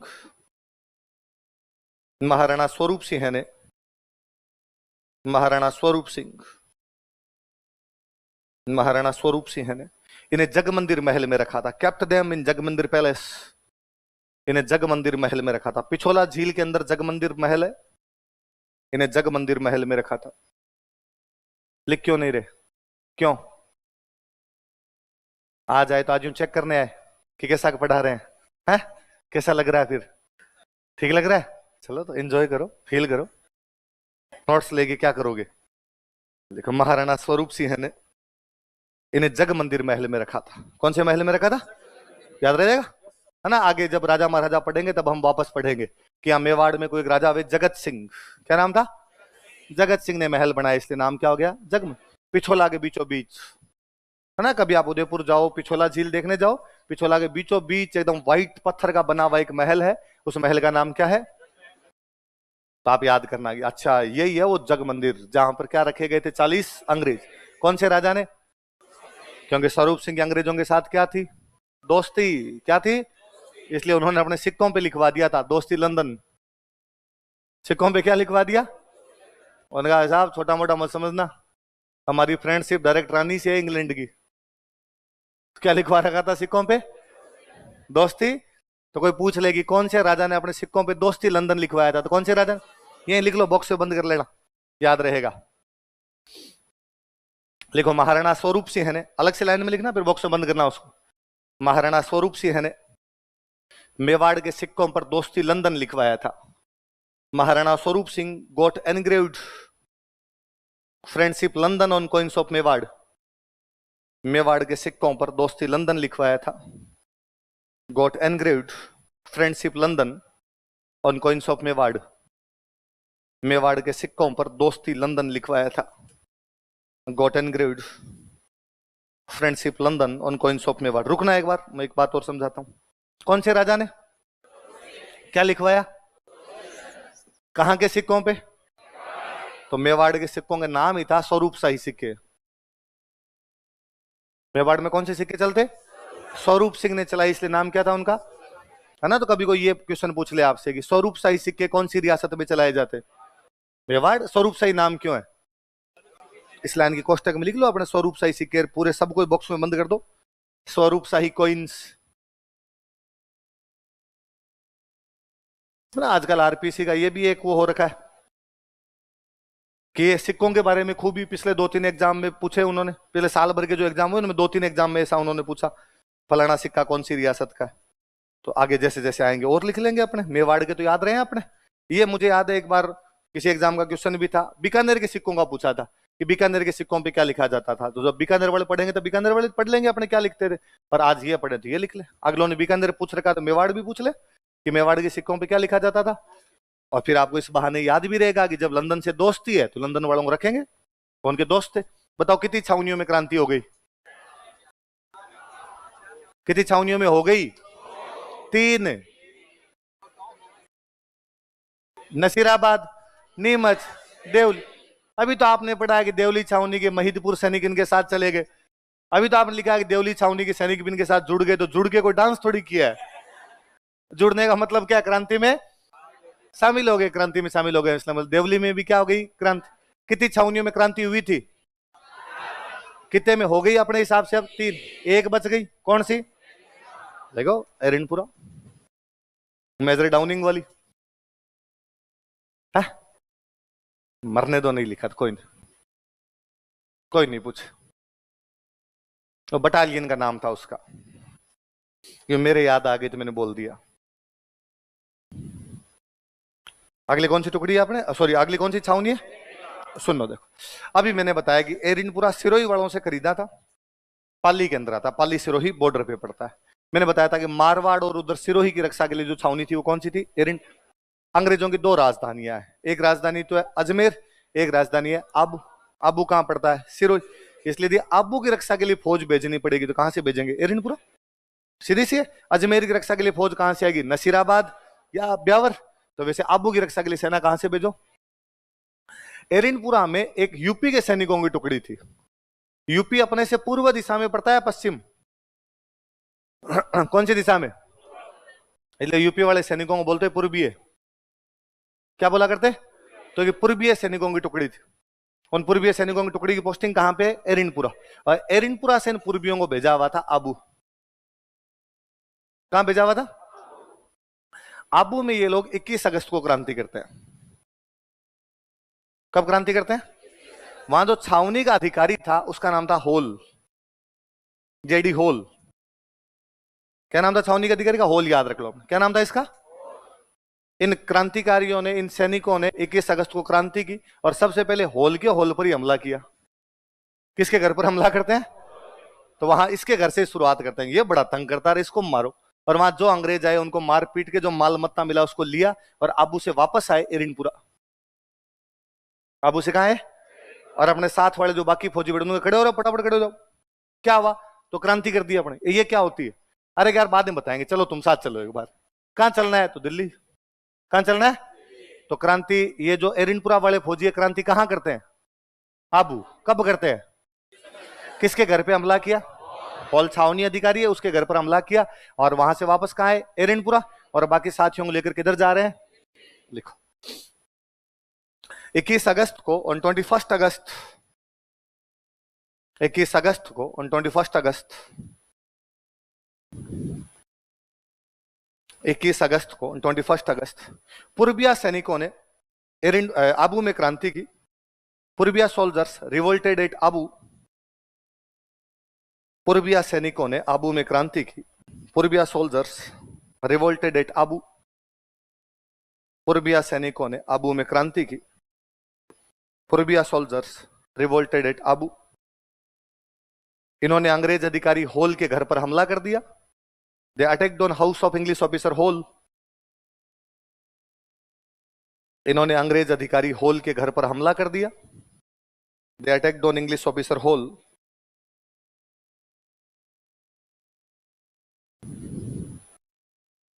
अंग्रेज अधिकारी होल के घर पर हमला कर दिया।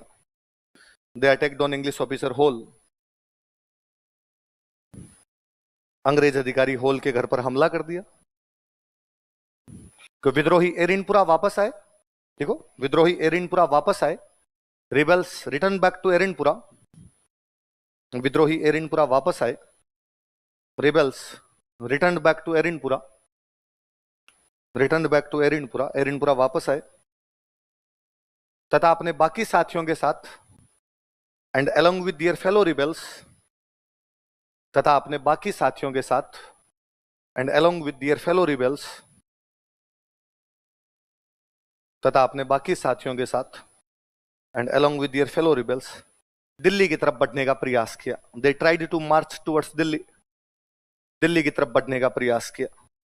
दे tried to march towards Delhi. Delhi की तरफ बढ़ने का प्रयास किया। नारे लगा रहे थे जोर जोर से, मारो फिरंगी दिल्ली चलो। क्या नारे लगा रहे थे? मारो फिरंगी दिल्ली। फिरंगी अंग्रेजों को उस टाइम अपने क्या कहते थे? फिरंगी। विदेशियों के लिए फिरंगी शब्द इस्तेमाल किया जाता। अंग्रेज उस समय अपने देश में विदेशी थे, तो क्या नारा लगा रहे थे? मारो फिरंगी दिल्ली। मैं इस कहानी को यहीं रोकता हूं, दूसरी कहानी सुनिए। पाली वाली एरिनपुरा छावनी है, ये कौन सी रियासत पर रक्षा के लिए बनाई गई है? मारवाड़। इन दिनों में जो मारवाड़ का राजा है उसका नाम है तख्त सिंह।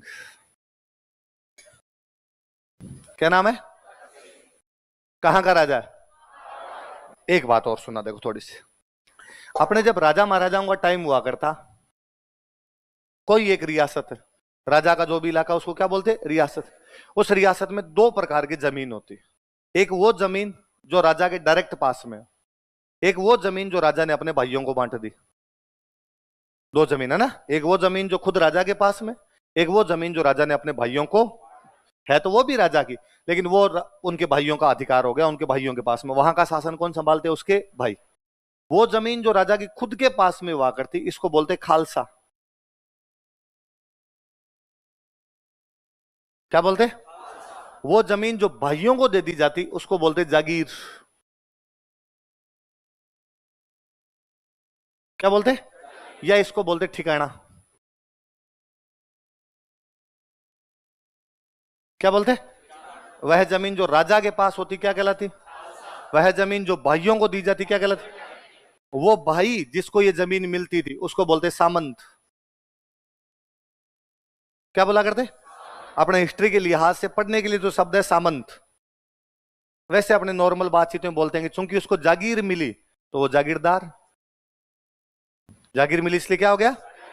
इसको थाना मिले वो थानेदार, जो जागीर मिले वो, तो ठेका मिले वो, बस। तो ठिकाना होता था इसलिए बोलते ठाकुर। क्या बोलते? तो सामान्य बोलचाल की भाषा के शब्द है कि भाई जिस भी भाई को जमीन मिलती उस भाई को जागीरदार कहते हैं, उस भाई को क्या बोलते? ठाकुर। क्योंकि उसको ठिकाना मिला या क्या मिला? जागीर। हिस्ट्री में पढ़ने के लिहाज से हम क्या शब्द यूज लेते हैं? क्या बोलते हैं? Feudal Lord. अंग्रेजी में क्या कहते थे? Feudal Lord. और हिंदी में अपने क्या कहते थे? साम। इसका मतलब किसी भी रियासत में एक भाई होता है राजा, बाकी भाई होते उसके सामंत। बाकी भाई क्या होते? समझ रहे हो इस बात को? मारवाड़ का राजा कौन है? और सुनना, गुजरात के अंदर एक जगह पड़ती है ईडर। गुजरात में एक जगह कौन सी है? कभी मारवाड़ में राठौड़ वंश था। कौन सा वंश था? राठौड़ वंश वालों का एक भाई मारवाड़ से चला गया ईडर, और ईडर में जाके उसने कब्जा कर लिया। इसलिए ईडर में भी कौन सा वंश आ गया? राठौड़। इसलिए ईडर वाले राठौड़ मारवाड़ वाले राठौड़ों के भाई। और इतना नजदीक का रिश्ता था कि मारवाड़ में यदि कोई राजा मर जाए और उसके बेटा ना हो तो ईडर से गोद लेते। ईडर में कोई राजा मर जाए और उसके बेटा ना हो तो मारवाड़ से गोद लेते। भाई गोद अपने परिवार का लिया जाता है।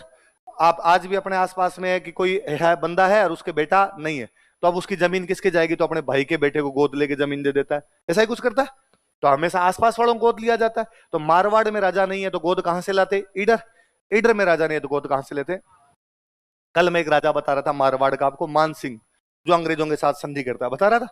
मान सिंह मरा तो मान सिंह की औलाद नहीं, मान सिंह के बेटा नहीं, तो साहब किसको राजा बनाया जाए? तो ईडर से गोद लेके आए। किसको लेके?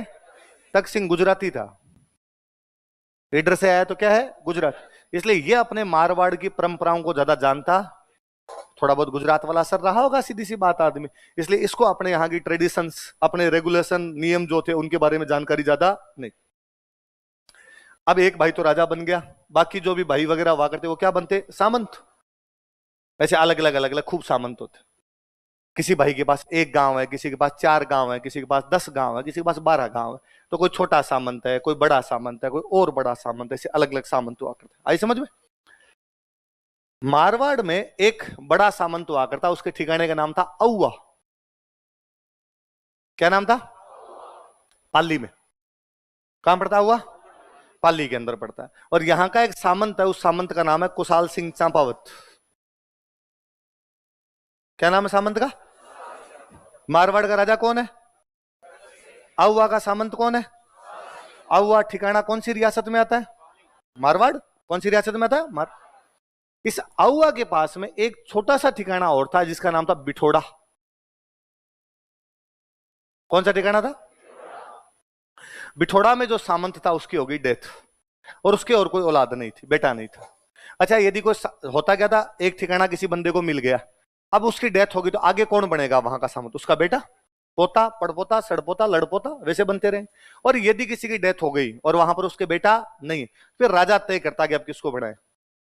राजा बताएगा कि वहां किसको बनाना और किसको नहीं बना। तो राजा तख्त सिंह को पूछा, भाई बिठोड़ा में सामंत किसको बनाए? और उसने बिठोड़ा में एक बंदे को सामंत बना दिया, उसका नाम था कानजी। क्या नाम था? बिठोड़ा छोटा सा ठिकाना है, और राजा तख्त सिंह ने वहां का सामंत किसको बना दिया? कांजी। पास में एक बड़ा ठिकाना पड़ता है, वो कौन सा है? औवा। औवा का सामंत कौन है? कुशाल सिंह चांपावत ने ऑब्जेक्शन किया। कुशाल सिंह ने तख्त सिंह को कहा कि राजा साहब, ये जो बिठोड़ा में आपने सामंत बनाया है कान जी को, ये किससे पूछ के बनाया? उसने कहा पूछ के मतलब ये बड़ा समझ नहीं आया मेरे। तो उसने कहा किससे राय लिया आपने? मैं राजा हूं यार, मैं किससे राय लूंगा? आप उन्नीस भगवान है और मैंने बना दिया मेरे हिसाब से। उसने कहा नहीं, मैं यहां का बड़ा सामंत हूं, इसलिए मेरे से पूछना जरूरी। मेरे से बिना पूछे मेरे पड़ोस में इस प्रकार का चेंज नहीं कर सकते। तक्षी ने कहा यार काल मरी आज भूतनी होगी, मतलब तुम सिखाओगे मुझे कि क्या करना है क्या नहीं करना? मैंने बना दिया, मैंने कान जी को बना दिया, तुम्हारे से जो होना वो कर लेना। कुशाल सिंह को गुस्सा आया, कुशाल सिंह जाकर कान जी को मार दिया। ये कर सकता हूं, मैं क्या कर सकता हूं? अच्छा, राजा ने एक बंदे को कहीं अपॉइंट किया, एक दूसरा बंदा जाके उसको मार देता है। क्या ये राजा के आज्ञा का उल्लंघन नहीं है? वायलेशन है। और राजा के आज्ञा के उल्लंघन का एक ही मतलब होता था फांसी, पकड़ के फांसी लगाओ। इसलिए कुशाल सिंह चांपावत ने जैसे कान जी को मारा, ये समझ में तो कुशाल सिंह जी के आगे आगे पंगा तो बड़ा ले लिया। पर अब कुशाल सिंह जी सोच रहे हैं भाई ऑप्शन क्या है अपने पास में? एक ऑप्शन तो यह है कि तख्त सिंह से जाके माफी मांग लो, और तख्त सिंह जाकर देखो भाई साहब काली गाय हूं, गलती हुई, आइंदा से इस प्रकार की गलती नहीं होगी, और अब जो हुआ उसको छोड़ो और अपने तो क्या कर लो वापस समझौता। एक तरीका यह है कि थोड़े बाकी सामंतों को यार बीच बचाव करवा दो और दंड वंड लगा दो, जुर्माना लगा दो, इतने रुपए देने पड़ेंगे उस आदमी को मारा तो रुपए चुका चुकू के अपने तो करें यार थोड़ा बहुत। एक तरीका यह है कि मैंने जो किया वो सही है, न तो मैं माफी मांगूंगा न मैं समझौता करूंगा, लड़ ले। राजा पकड़ने आएगा, लड़ लेंगे। सामंतों के पास सबके पास सेना होती, अपने छोटी मोटी टुकड़ियां इन सबके पास हुआ करती, तो राजा की सेना आएगी तो अपने क्या कर लेंगे, लड़ लेंगे। अब कुशाल सिंह ये सब अपना यूं दिमाग लगा रहे हैं क्या करना है क्या नहीं करना है। उधर से तख्त सिंह सलाह ले रहा है भाई क्या किया जाए, ऐसे ऐसे कर दिया जिसमें क्या किया जाए। इन बिटवीन ये घटना होती है आपकी एरिनपुरा वाली। कौन सी घटना होती है? और एरिनपुरा वाले फौजी आबू में क्रांति करते हैं, आबू में क्रांति करके एरिनपुरा आते हैं। एरिनपुरा से किधर जाने का प्रयास कर रहे हैं? दिल्ली। एरिनपुरा कहां पड़े? पाली। औवा कहां पड़े? पाली। कुशाल सिंह चांपावत एक दिन शाम के टाइम माताजी के मंदिर में बैठ के माताजी की पूजा कर रहे हैं। इतने में उनका नौकर उनको आगे कहता है ठाकुर साहब एरिनपुरा में क्रांति हो गई। कहां क्रांति हो गई? और एरिनपुरा वाले फौजी जा रहे हैं दिल्ली। वो गए सामने एरिनपुरा वालों के। रास्ते में गांव पड़ता था खेरवा। कौन सा गांव है? इस खेरवा गांव के अंदर कुशाल सिंह चांपावत जो कि कहां के सामंत है? औवा। उनकी कौन से सैनिकों से मुलाकात हुई? आपस में जानते थे ही एक दूसरे को, रामरूमी की। और ठाकुर साहब आप किधर घूम रहे हो? सामंत को पूछा कुशाल सिंह जी आप कहां घूम रहे हो? कुशाल सिंह जी मत यूं इवनिंग वॉक पे आया हुआ था इधर। तुम किधर आज? अरेगा हमने क्रांति कर दी साहब, आबू में चुन चुन के मारा है गोरों को। और अब नारा सुन लो हमारा, मारो फिरंगी दिल्ली चलो। अब सब हम अंग्रेजों को बीच में मारते हुए कहां जाएंगे? दिल्ली। कुशाल सिंह जी ने कहा कि यार, पर अंग्रेजों को मारने के लिए दिल्ली जाना क्यों जरूरी है? तुम आउआ चल लो। कुशाल सिंह जी ने दिमाग लगाया कि यार ये एरिनपुरा वाले फौजी हथियार वथियार लेके पूरे तैयार है, और यदि ये मेरे साथ यहां आउआ चल ले तो मेरी फौज में थोड़ी और बढ़ोतरी हो जाएगी, तो तुम आउआ चल लो यार। तो उन्होंने कहा नहीं है, आउआ चल के तुम क्या करेंगे, हम तो क्रांतिकारी है और हमने तो अंग्रेजों के खिलाफ क्रांति की है, और हम अंग्रेजों को देश से बाहर निकालेंगे, हम आपके साथ क्यों जाएंगे? कुशाल सिंह जी ने कहा मैं भी क्रांतिकारी हूं। कब से? कहा बस अभी अभी अभी, ये जो अभी हाथों हाथ अभी मैंने डिसीजन लिया है कि मैं भी कौन हूं। और ये क्या नारा, क्या वापस लगाना है एक बार कि मारो फिरंगी दिल्ली चलो का चेंज करते हैं, मारो फिरंगी अहुआ चलो। और उन फौजियों को लेके आगे अहुआ, फौजियों को लेके कहां आगे, कहां से?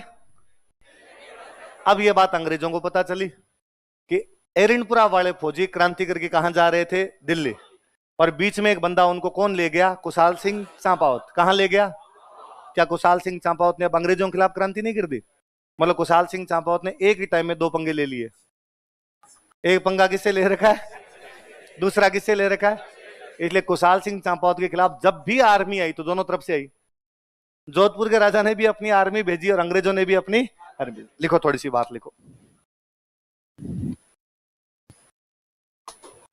क्या क्या लिखा था लास्ट में? लाइन चेंज करके लिखो। खेरवा नामक स्थान पर, खेरवा पाली के अंदर एक जगह, खेरवा नामक स्थान पर, at place named Kherwa, Kherwa नामक स्थान पर, एट प्लेस नेम्ड खेरवा, विद्रोहियों की मुलाकात अहुआ के सामंत कुशाल सिंह चांपावत से हुई। विद्रोहियों की मुलाकात अहुआ के सामंत कुशाल सिंह चांपावत से हुई। Rebels met Kushal Singh Champawat, feudal lord of अहुआ।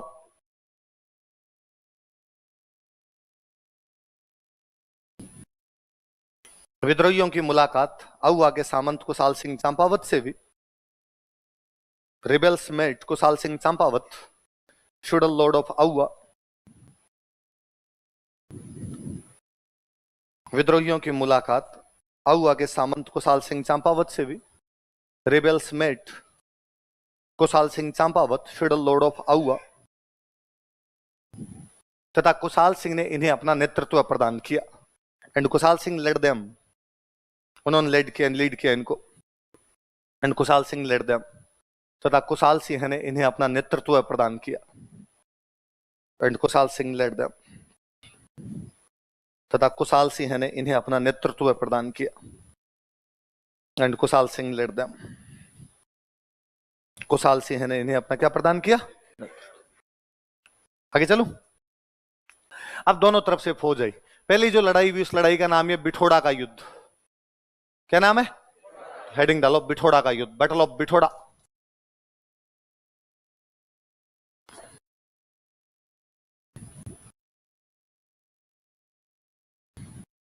बिठोड़ा पाली में एक जगह पड़ती है भाई, और ये पहली लड़ाई होती है 8 सितंबर को।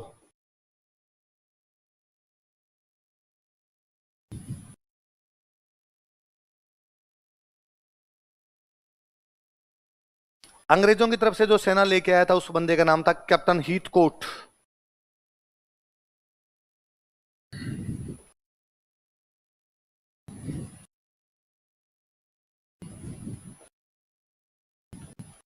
जोधपुर के राजा ने जो अपनी सेना भेजी, उसका सेनापति बना के भेजा कुशल राज सिंघवी।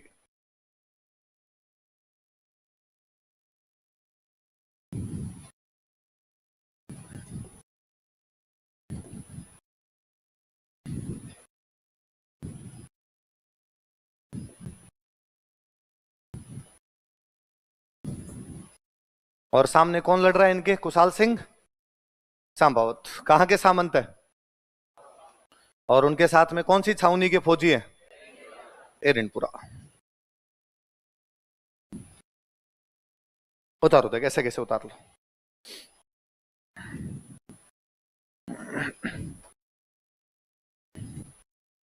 हाँ, चांपावत।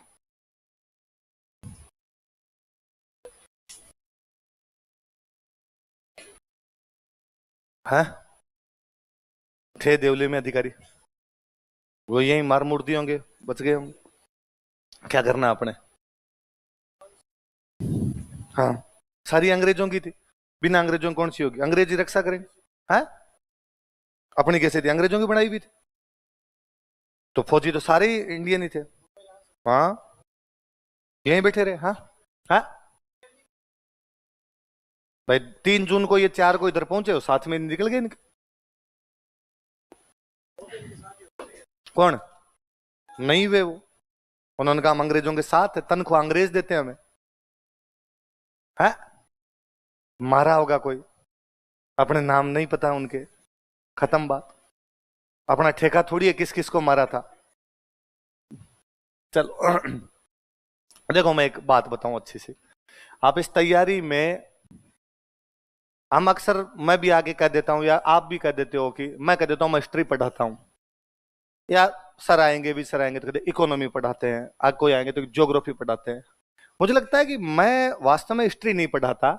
इस तैयारी में हम कोई सब्जेक्ट पढ़ते ही नहीं है। ये जो भी चीज आप पढ़ रहे हो, ये क्या है फिर?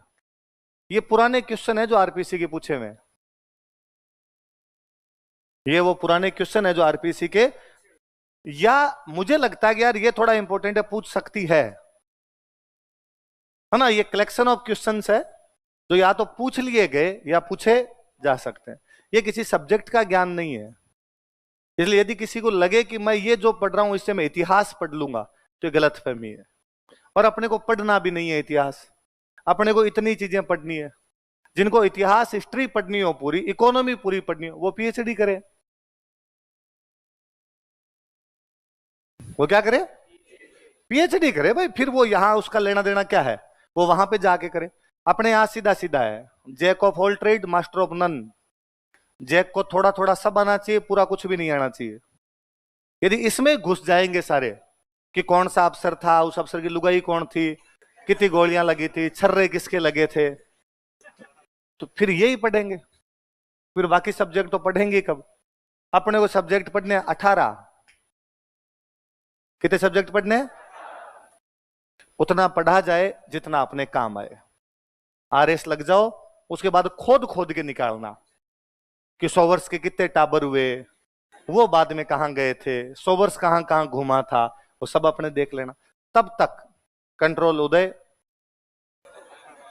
खुद को कंट्रोल किया जाए, वरना बाद में बहक जाओगे इधर उधर, बाद में एक सब्जेक्ट के अंदर ही रह जाओगे। और अपने को एक सब्जेक्ट नहीं पढ़ना, अपने को खूब सारी चीजें पढ़नी है। उस सब्जेक्ट में कितनी चीजें पढ़नी है? जितने से अपने सवाल सही हो जाए। मुख्य उद्देश्य एग्जाम को पास करना है, मुख्य उद्देश्य इतिहास पढ़ना तो नहीं। मैं अक्सर हंसता रहता हूं, मैं पीएचडी कर रहा हूं, मेरे जो पीएचडी का टॉपिक है वो है बीकानेर के महाराजा अनूप सिंह। बीकानेर में एक महाराजा हुए अनूप सिंह, उनके ऊपर मैं उन महाराजा अनूप सिंह पे कम से कम 500 पेज लिखूंगा। पूरी थीसिस मेरी जमा होगी तो कितने पेज होंगे? 5। अच्छा, थोड़े दिन पहले मैंने उसकी समरी भी जमा करवाई, सिनोप्सिस भी जमा करवाई, तो उसमें 50 पेज थे। मैं उनके ऊपर 50 पेज लिख के आया कि भाई देखो इसने ये किया था, ये शॉर्ट में बता रहा हूं, और आगे मैं तुम्हें लॉन्ग में और बता दूंगा कि इसने क्या क्या किया था। एक बार ये तो मेरी जमा कर लो। उन्होंने कहा ठीक है, तेरा वाला काम ठीक है, अब तू आगे वाला काम कर। वही अनूप सिंह मैं क्लास में पढ़ाता हूं, तब मैं बच्चों को लाइन लिखवाता हूं 7। कितनी लाइन लिखवाता हूं? एक तरीका तो ये है कि जो मैं 50 पेज तो लिख के आया वो तो मुझे आते ही है, वो ज्ञान तो ढोल दूं, वो ज्ञान तो बरसाऊं सब पे, ताकि बच्चों को लगे वाह यार, सर ने अनूप सिंह का तो यूं नख नख पढ़ लिया है और कितना आता है। पर क्या वो एग्जाम में आएगा? तो सर का उद्देश्य क्या होना चाहिए कि बच्चे एग्जाम पास कर ले, सर अपना ज्ञान झाड़ दे। सीधी सी बात आई समझ में? तो अपने उतनी चीजें पढ़ी जाए जितनी अपने एग्जाम के अंदर काम की। तो कई बार कोई टाबर मेरे को आगे कहते हैं सर और क्या पढ़े? मैं क्यों भाई, मैंने लिखवा दिया, मेरे लिखवाने के बाद वो आकर सर और क्या पढ़े? तो क्यों पढ़ना है? तो सर एग्जाम में आ जाए, तो वो तो मैंने लिखवाया है। और यदि मेरा लिखवाया हुआ एग्जाम में नहीं आता है तो फिर एडमिशन मत ले। फिर इसका मतलब तू कह रहा है कि तुम्हें तो 94 झाड़ दिए दान, रख, गरीब आदमी है, काम चल जाएगा, तू रख ले, मेरे पास तो खूब सारे पैसे हैं, पढ़ाई मैं खुद कर लूंगा और मैं अपने आप पढ़ लूंगा घर पे जाके। तो जब और ही पढ़ना है फिर यहाँ क्यों पढ़ना है? आई बात समझ में? तो बहुत सीधी सीधी सी बात है। आप पुराने पेपर भी उठा के देखोगे तो उनके अंदर भी आप देखोगे ये बहुत सिंपल सिंपल सी चीजें पूछी हुई होती है। कभी भी यूं ज्यादा टिपिकल टाइप के क्वेश्चन नहीं आते। और फिर सिंपल सी बात और कि ऐसा कोई क्वेश्चन जो बहुत अजीब सा आया वो किसी को नहीं आता। होता क्या है, एक एग्जाम जैसे 150 सवाल आते हैं आरएस में, 150 में से आप देखोगे कि 125-30 सवाल सीधे सीधे नोट्स में से हैं। मैं अपने नोट्स की नहीं कर रहा, किसी भी नोट्स में से सारे एक जैसे ही होते हैं, कोई फर्क नहीं होता है भाई। ये थोड़ी है कि मैं जो 57 की क्रांति पढ़ा रहा हूं और कोई पढ़ाएगा नहीं, सेम यही तो पढ़ाएगा। ये थोड़ी है कि कोई कहेगा कि मैं नसीराबाद को 28 महीने नहीं लिखाऊंगा। मैं देखो थोड़ा बहुत खुद की भी रेपुटेशन नाम की चीज होती है, मैं इसको 30 तो करूंगा कम से कम। मेरे तो कभी ये भी नहीं समझ में आता कि कई बार कोई स्टूडेंट आके कहता है कि सर मुझे आईएएस की तैयारी करनी है। वेरी गुड, करो, पढ़ो इसके अंदर बैठ के। पर सर ये तो आरएस का बैच है, उधर क्या है फिर? नहीं सर आईएएस में थोड़ा अलग करवाते हैं। हाँ थोड़ा तो करवाते ही हैं कि इधर अकबर का बाप हुमायूं लिखवाते हैं, उधर हम जाके खुद ही कहते हैं कि देखो आईएएस है। अकबर का बाप हुमायूं तो कैसे होगा, बाबर तो कर ही देते हैं, तो उधर थोड़ा सा हम चेंज करवा लेते। तो चीज वो सेम की सेम ही चीज होती है। तो हम जो यहाँ क्लास के अंदर पढ़ाते ही है, ये ज्यादातर चीजें वो है जो पुराने किसी ना किसी एग्जाम के अंदर आई हुई है या लगता है कि एग्जाम के अंदर आ जाएगी। तो आप किसी के भी नोट्स उठा के देखोगे, किसी कोचिंग के देखोगे, अपने के साथी की खुद के बनाए हुए देखोगे, आप खुद बना लोगे, या मेरे वाले जो नोट्स हैं, इन नोट्स में से 150 सवाल है तो 125 के आसपास सवाल सीधे सीधे आते हैं। तरीका तो ये कहता है कि अपने नोट्स पढ़ ले और 125 जो सवाल आते हैं उनसे अपना सिलेक्शन करवा ले। पर स्टूडेंट का पूरा फोकस उन 20 सवालों पर रहता है जो नोट्स में नहीं है। वो बोलता है ये पढ़ूंगा मैं, बाकी वाले नहीं पढ़ने भाई साहब, ये वाले जरूर देखने हैं मेरे को। मुझे याद है 3-4 साल पहले आरपीसी ने किसी एक एग्जाम में क्वेश्चन पूछ लिया कि इस साल जयपुर में कितनी स्ट्रीट लाइट लगाई गई थी। जयपुर में कितनी स्ट्रीट लाइट लगाई गई थी? आप ये नहीं कह सकते अजीब पूछ लिया सर, इकोनॉमिक सर्वे में लिखा हुआ था, उन्होंने लाइन उठा के पूछ ली, सिंपल सी बात थी। पर यह सवाल आप नहीं भी करोगे ना तो भी कोई फर्क नहीं पड़ना। और यदि आपने इस सवाल को देख के सवाल याद करने शुरू कर दिए कि जयपुर की स्ट्रीट लाइट पूछी थी, अब मैं बाकी 32 जिलों की स्ट्रीट लाइट और याद कर देता हूं, तो अगली बार अगला पूछता है कि झालावाड़ में इस साल राष्ट्रीय राजमार्ग के तहत कितने किलोमीटर सड़क बनाई गई थी। फिर सड़कें याद करके जाएं अपने, क्या क्या याद करते घूमेंगे। एक सवाल आया कि भारत का प्रधानमंत्री कौन है, सबने किया नरेंद्र मोदी। आप गलती से उसको पढ़ गए भारत का प्रथम प्रधानमंत्री कौन है, और आप करके आगे जवाहरलाल नेहरू। ये सवाल नुकसान देगा, आपके नेगेटिव भी करेगा, आपको पीछे लेके जाएगा। एक सवाल आया कि युगांडा के राष्ट्रपति का नाम बताइए, आपको आता है तो भी अच्छी बात, नहीं आता तो भी अच्छी बात। ये सवाल एग्जाम की मेरिट पे कोई भी असर नहीं डालेगा। एग्जाम की मेरिट वे सवाल डिसाइड करते हैं जो सबको आते हैं। वे सवाल जो सबको आते हैं अपना गलत नहीं होना चाहिए। जो सवाल सबको आते हैं वो जब अपना गलत होता है आप नेगेटिव मार्किंग के अंदर जाते हैं। ऐसा सवाल जो किसी को नहीं आता अपने को भी नहीं आना चाहिए, और उसके लिए अपने को माथा पच्ची करने की भी आवश्यकता। चिल करो, एंजॉय करो एकदम। लिखो आगे क्या लिखा है। अंग्रेजों की तरफ से कौन आया बताया देखो, कैप्टन हीथकोट। इधर से कौन आया, कुशलराज सिंघवी। कहां का सेनापति है, जोधपुर। जोधपुर ने राजा ने भेजा कुशलराज सिंघवी को। अंग्रेजों की तरफ से कौन आया, कैप्टन हीथकोट। इधर से कौन लड़ रहा है, और कुशाल सिंह चंपावत के साथ कौन सी छावनी के फौजी है, एरंड। तो कुशाल सिंह जीत गए, दोनों को एक साथ हराया, अंग्रेजों को और जोधपुर के राजा को। लिखो इस युद्ध में कुशाल सिंह की जीत हुई। Kushal Singh won this battle.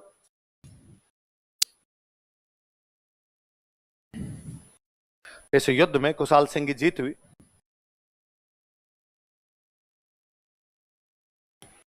Jodhpur की तरफ से जो लोग आए थे उनमें से एक बड़ा सेनापति मारा गया था यहां पे, ओनाड सिंह पंवार। कौन सा सेनापति था, तो कोई पूछ लेगी जोधपुर का ओनाड सिंह पंवार कौन से युद्ध में काम आया था, तो कौन सा युद्ध है, लिख लो, इनका नाम लिख लो। तो जोधपुर का ओनाड सिंह पंवार इस युद्ध में लड़ता हुआ मारा गया था।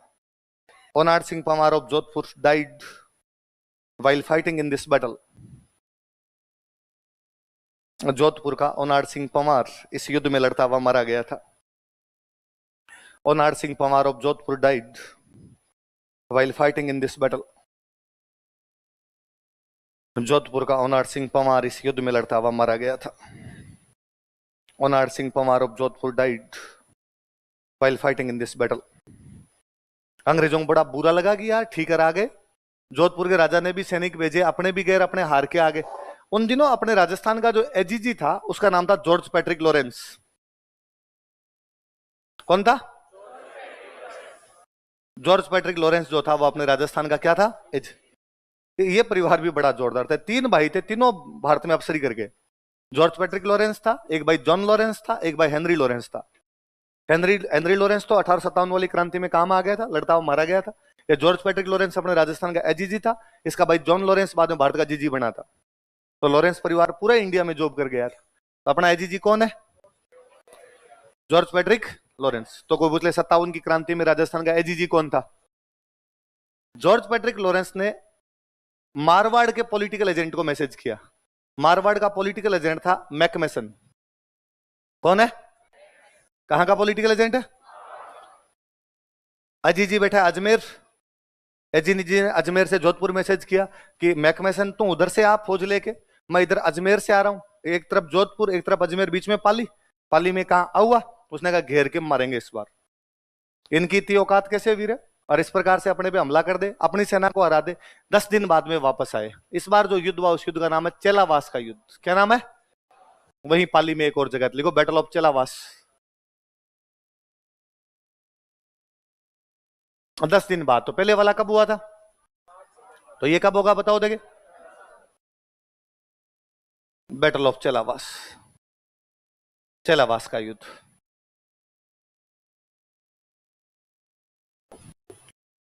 एजीजी खुद आ गया था भाई। एजीजी का नाम क्या बताओ देखे? George Patrick Lawrence. मारवाड़ के पॉलिटिकल एजेंट को साथ में लेके आया। पॉलिटिकल एजेंट कौन है? मैकमेसन। और सामने कौन अहुआ का सामंत कौन सा लड़ रहा है?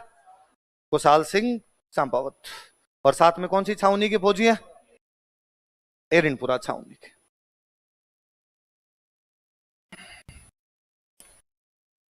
George Patrick Lawrence. George Patrick Lawrence तो कौन है राजस्थान का? एजीजी। और मारवाड़ का पॉलिटिकल एजेंट कौन है अपना? मैकमेसन। क्या नाम था बंदे का? मैकमेसन। मेवाड़ का पॉलिटिकल एजेंट कौन था? क्या नाम पड़ा था? सीएल सोवर्स। क्या नाम था? और मारवाड़ का पॉलिटिकल एजेंट कौन है? मैकमेसन। सामने कौन लड़ रहा है अपने? कुशाल सिंह चंपावत। कौन सा युद्ध लड़ रहे हैं? चेलावास। कब लड़ रहे हैं? 18 सितंबर। चेलावास कहां पड़ता है? पाली। कहां पड़ता है? पाली।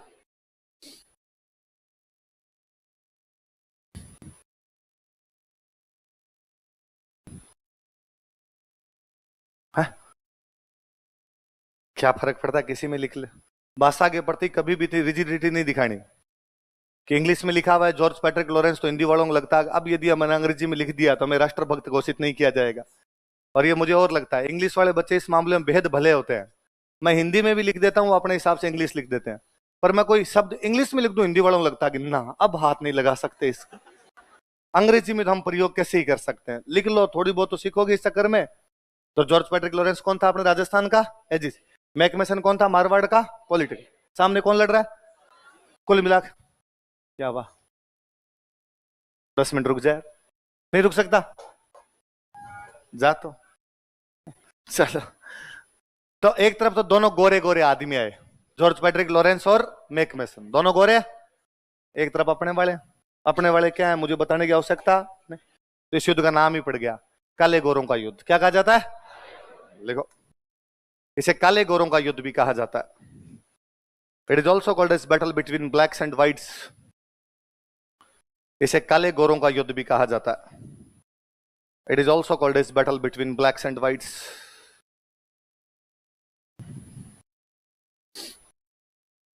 इसे काले गोरों का युद्ध भी कहा जाता है।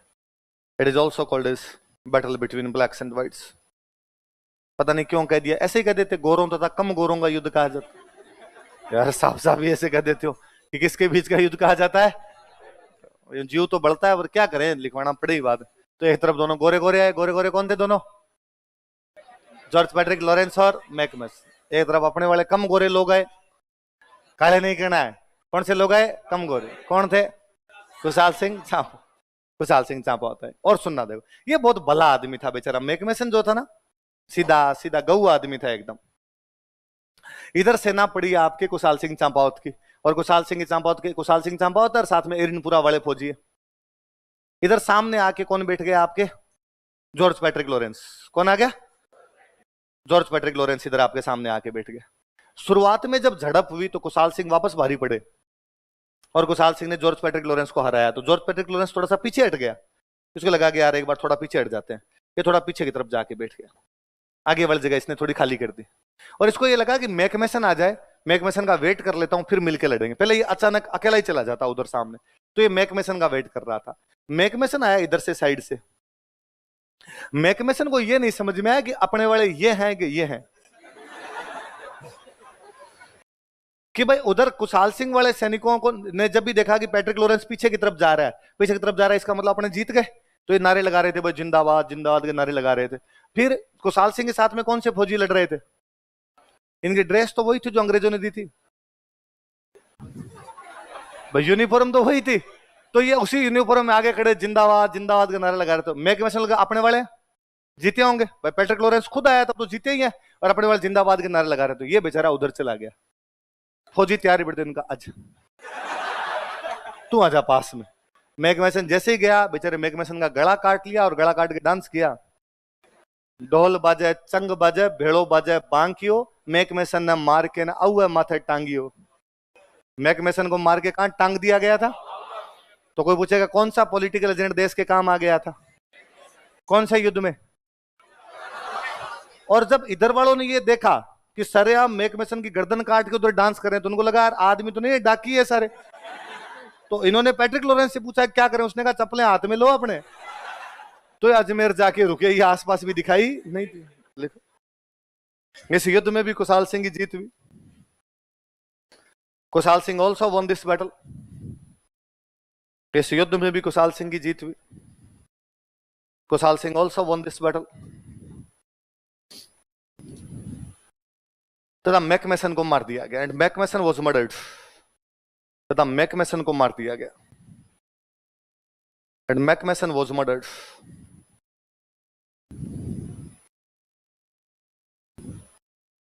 किसको मार दिया गया? भला सज्जन आदमी था बेचारा, अकाल मौत मरा, कुमौत मरा एकदम। इसलिए चेलावास में जहां ये मरा था वहां इसकी समाधि है, मैकमेसन की समाधि है।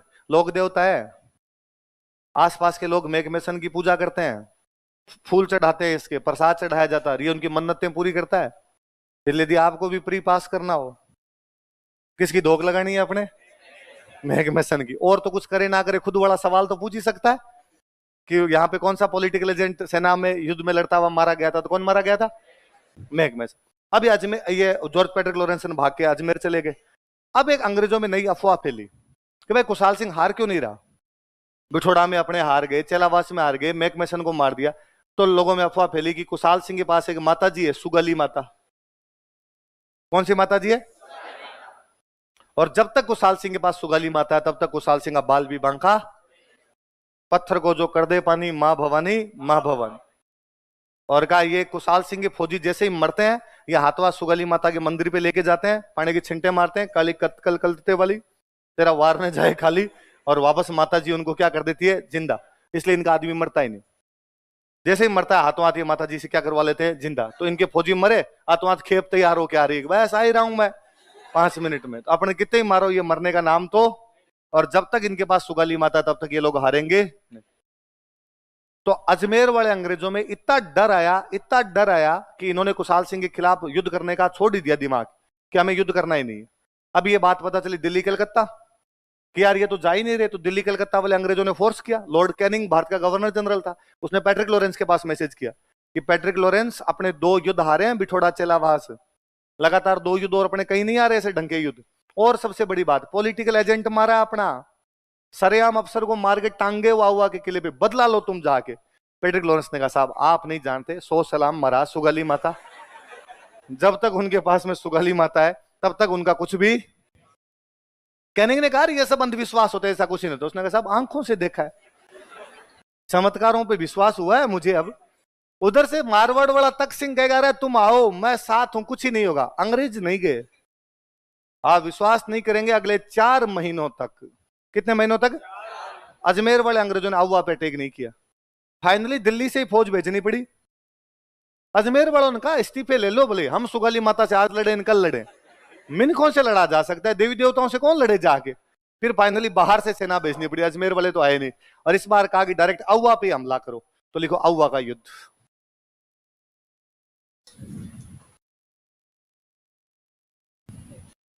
Battle of अव्वा। 4 महीने बाद जनवरी में, 20 जनवरी, साल चेंज हो गया।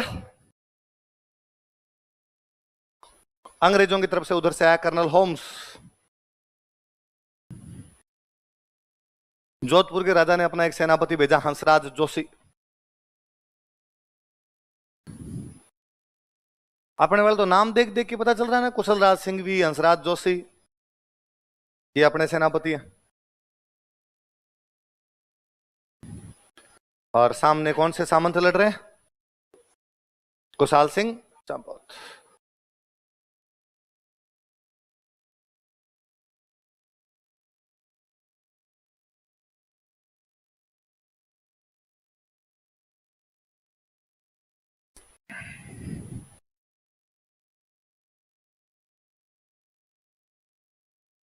उतारो देखे, कर्नल होम्स और हंसराज जोशी।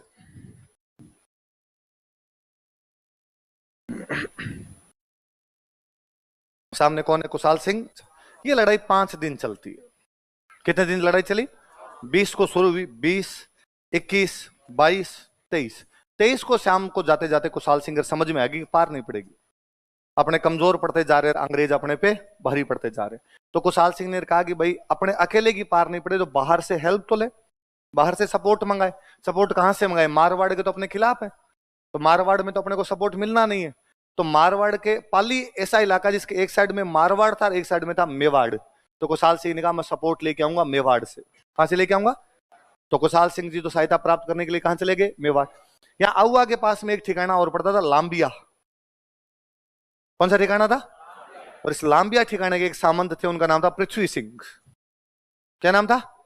उन पृथ्वी सिंह जी को कहा भाई आप संभालो। तो कोई पूछेगा कि अहुआ के युद्ध में कुशाल सिंह जब चले गए तो युद्ध का नेतृत्व किसने किया था? पृथ्वी सिंह कहां के सामंत थे? लांबिया। कहां के थे?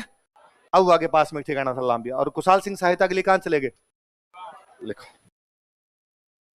कुशाल सिंह सहायता प्राप्त करने के लिए मेवाड़ चले गए। Kushal Singh moved to Mewar to get support. Kushal Singh सहायता प्राप्त करने के लिए मेवाड़ चले गए। Kushal Singh moved to Mewar to get support.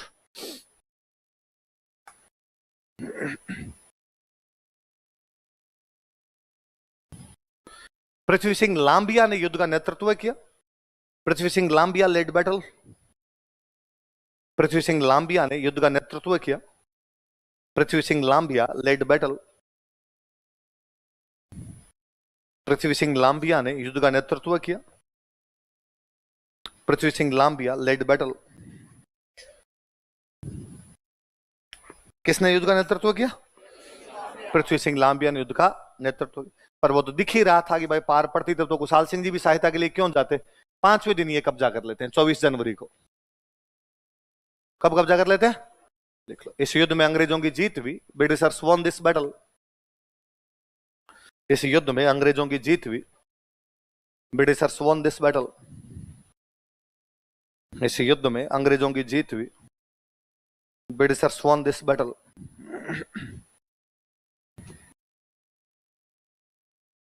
तो 24 जनवरी 1858 ईस्वी को, ऑन 24 जनवरी 1858 एडी, 24 जनवरी 1858 ईस्वी को, ऑन 24 जनवरी 1858 एडी, अंग्रेजों ने अहुआ पर अधिकार कर लिया। ब्रिटिशर्स कैप्चर्ड अहुआ।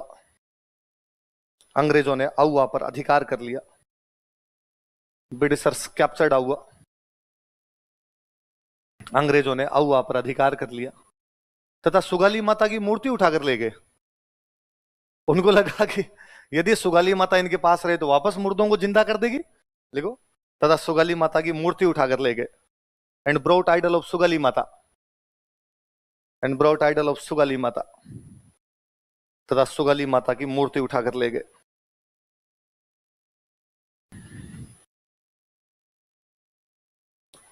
कौन सी माता जी की मूर्ति उठा के ले गए? अजमेर लाए थे। अजमेर में उस समय अंग्रेजों का एक म्यूजियम हुआ करता, राजपूताना। कौन सा म्यूजियम था? तो कौन से म्यूजियम में ला के रख दी? राजपूताना म्यूजियम। बाद में जब अपना पाली बन गया था तो अपने पाली में एक म्यूजियम है बांगड़। कौन सा म्यूजियम है? तो बाद में हमने इस मूर्ति को कहां भेज दिया? बांगड़ म्यूजियम। काले संगमरमर की मूर्ति है, एकदम ब्लैक मार्बल की बनी हुई मूर्ति है, जिसमें माता जी के 10 सिर है। कितने सिर है? और 54 हाथ है। कितने हाथ है? नीचे लिख लो, यही लिख लो, ये भी देखो। यह है एक काले संगमरमर की मूर्ति है। It is an idol of black marble. यह है काले संगमरमर की एक मूर्ति है। It is an idol of black marble.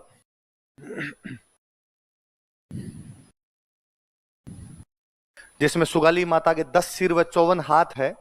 इनमें सुगाली माता हैज 10 हेड्स एंड 54 हैंड्स। जिसमें सुगाली माता के 10 सिर तथा 54 हाथ है। इनमें सुगाली माता has 10 heads and 54 hands. Sugali माता के 10 सिर तथा 54 हाथ है। सुगाली माता has 10 heads and 54 hands. Line change करके लिखो। अंग्रेजों ने इसे अजमेर के राजपूताना म्यूजियम में रखा था। Britishers kept it in Rajputana museum of Ajmer. अंग्रेजों ने इसे अजमेर के राजपूताना म्यूजियम में रखा था। Britishers kept it in Rajputana museum of Ajmer. अंग्रेजों ने इसे अजमेर के राजपूताना म्यूजियम में रखा था। Britishers kept it in Rajputana museum of Ajmer. Line change करके लिखो। कालांतर में लेटर ऑन इसे पाली के बांगड़ म्यूजियम भेज दिया गया था। It was shifted to Bangur museum of Pali. इसे पाली के बांगड़ म्यूजियम भेज दिया गया था। तब सिंपल कोई पूछ ले बांगड़ म्यूजियम कहां पे है, तो कहां पे? इसे पाली के बांगड़ म्यूजियम भेज दिया गया था। It was shifted to Bangur museum of Pali. इसे पाली के बांगड़ म्यूजियम भेज दिया गया था। ठीक है, ये सारी बातें कल याद करके आना। कल यहां से आगे पढ़ेंगे। अब इकोनॉमी पढ़ना।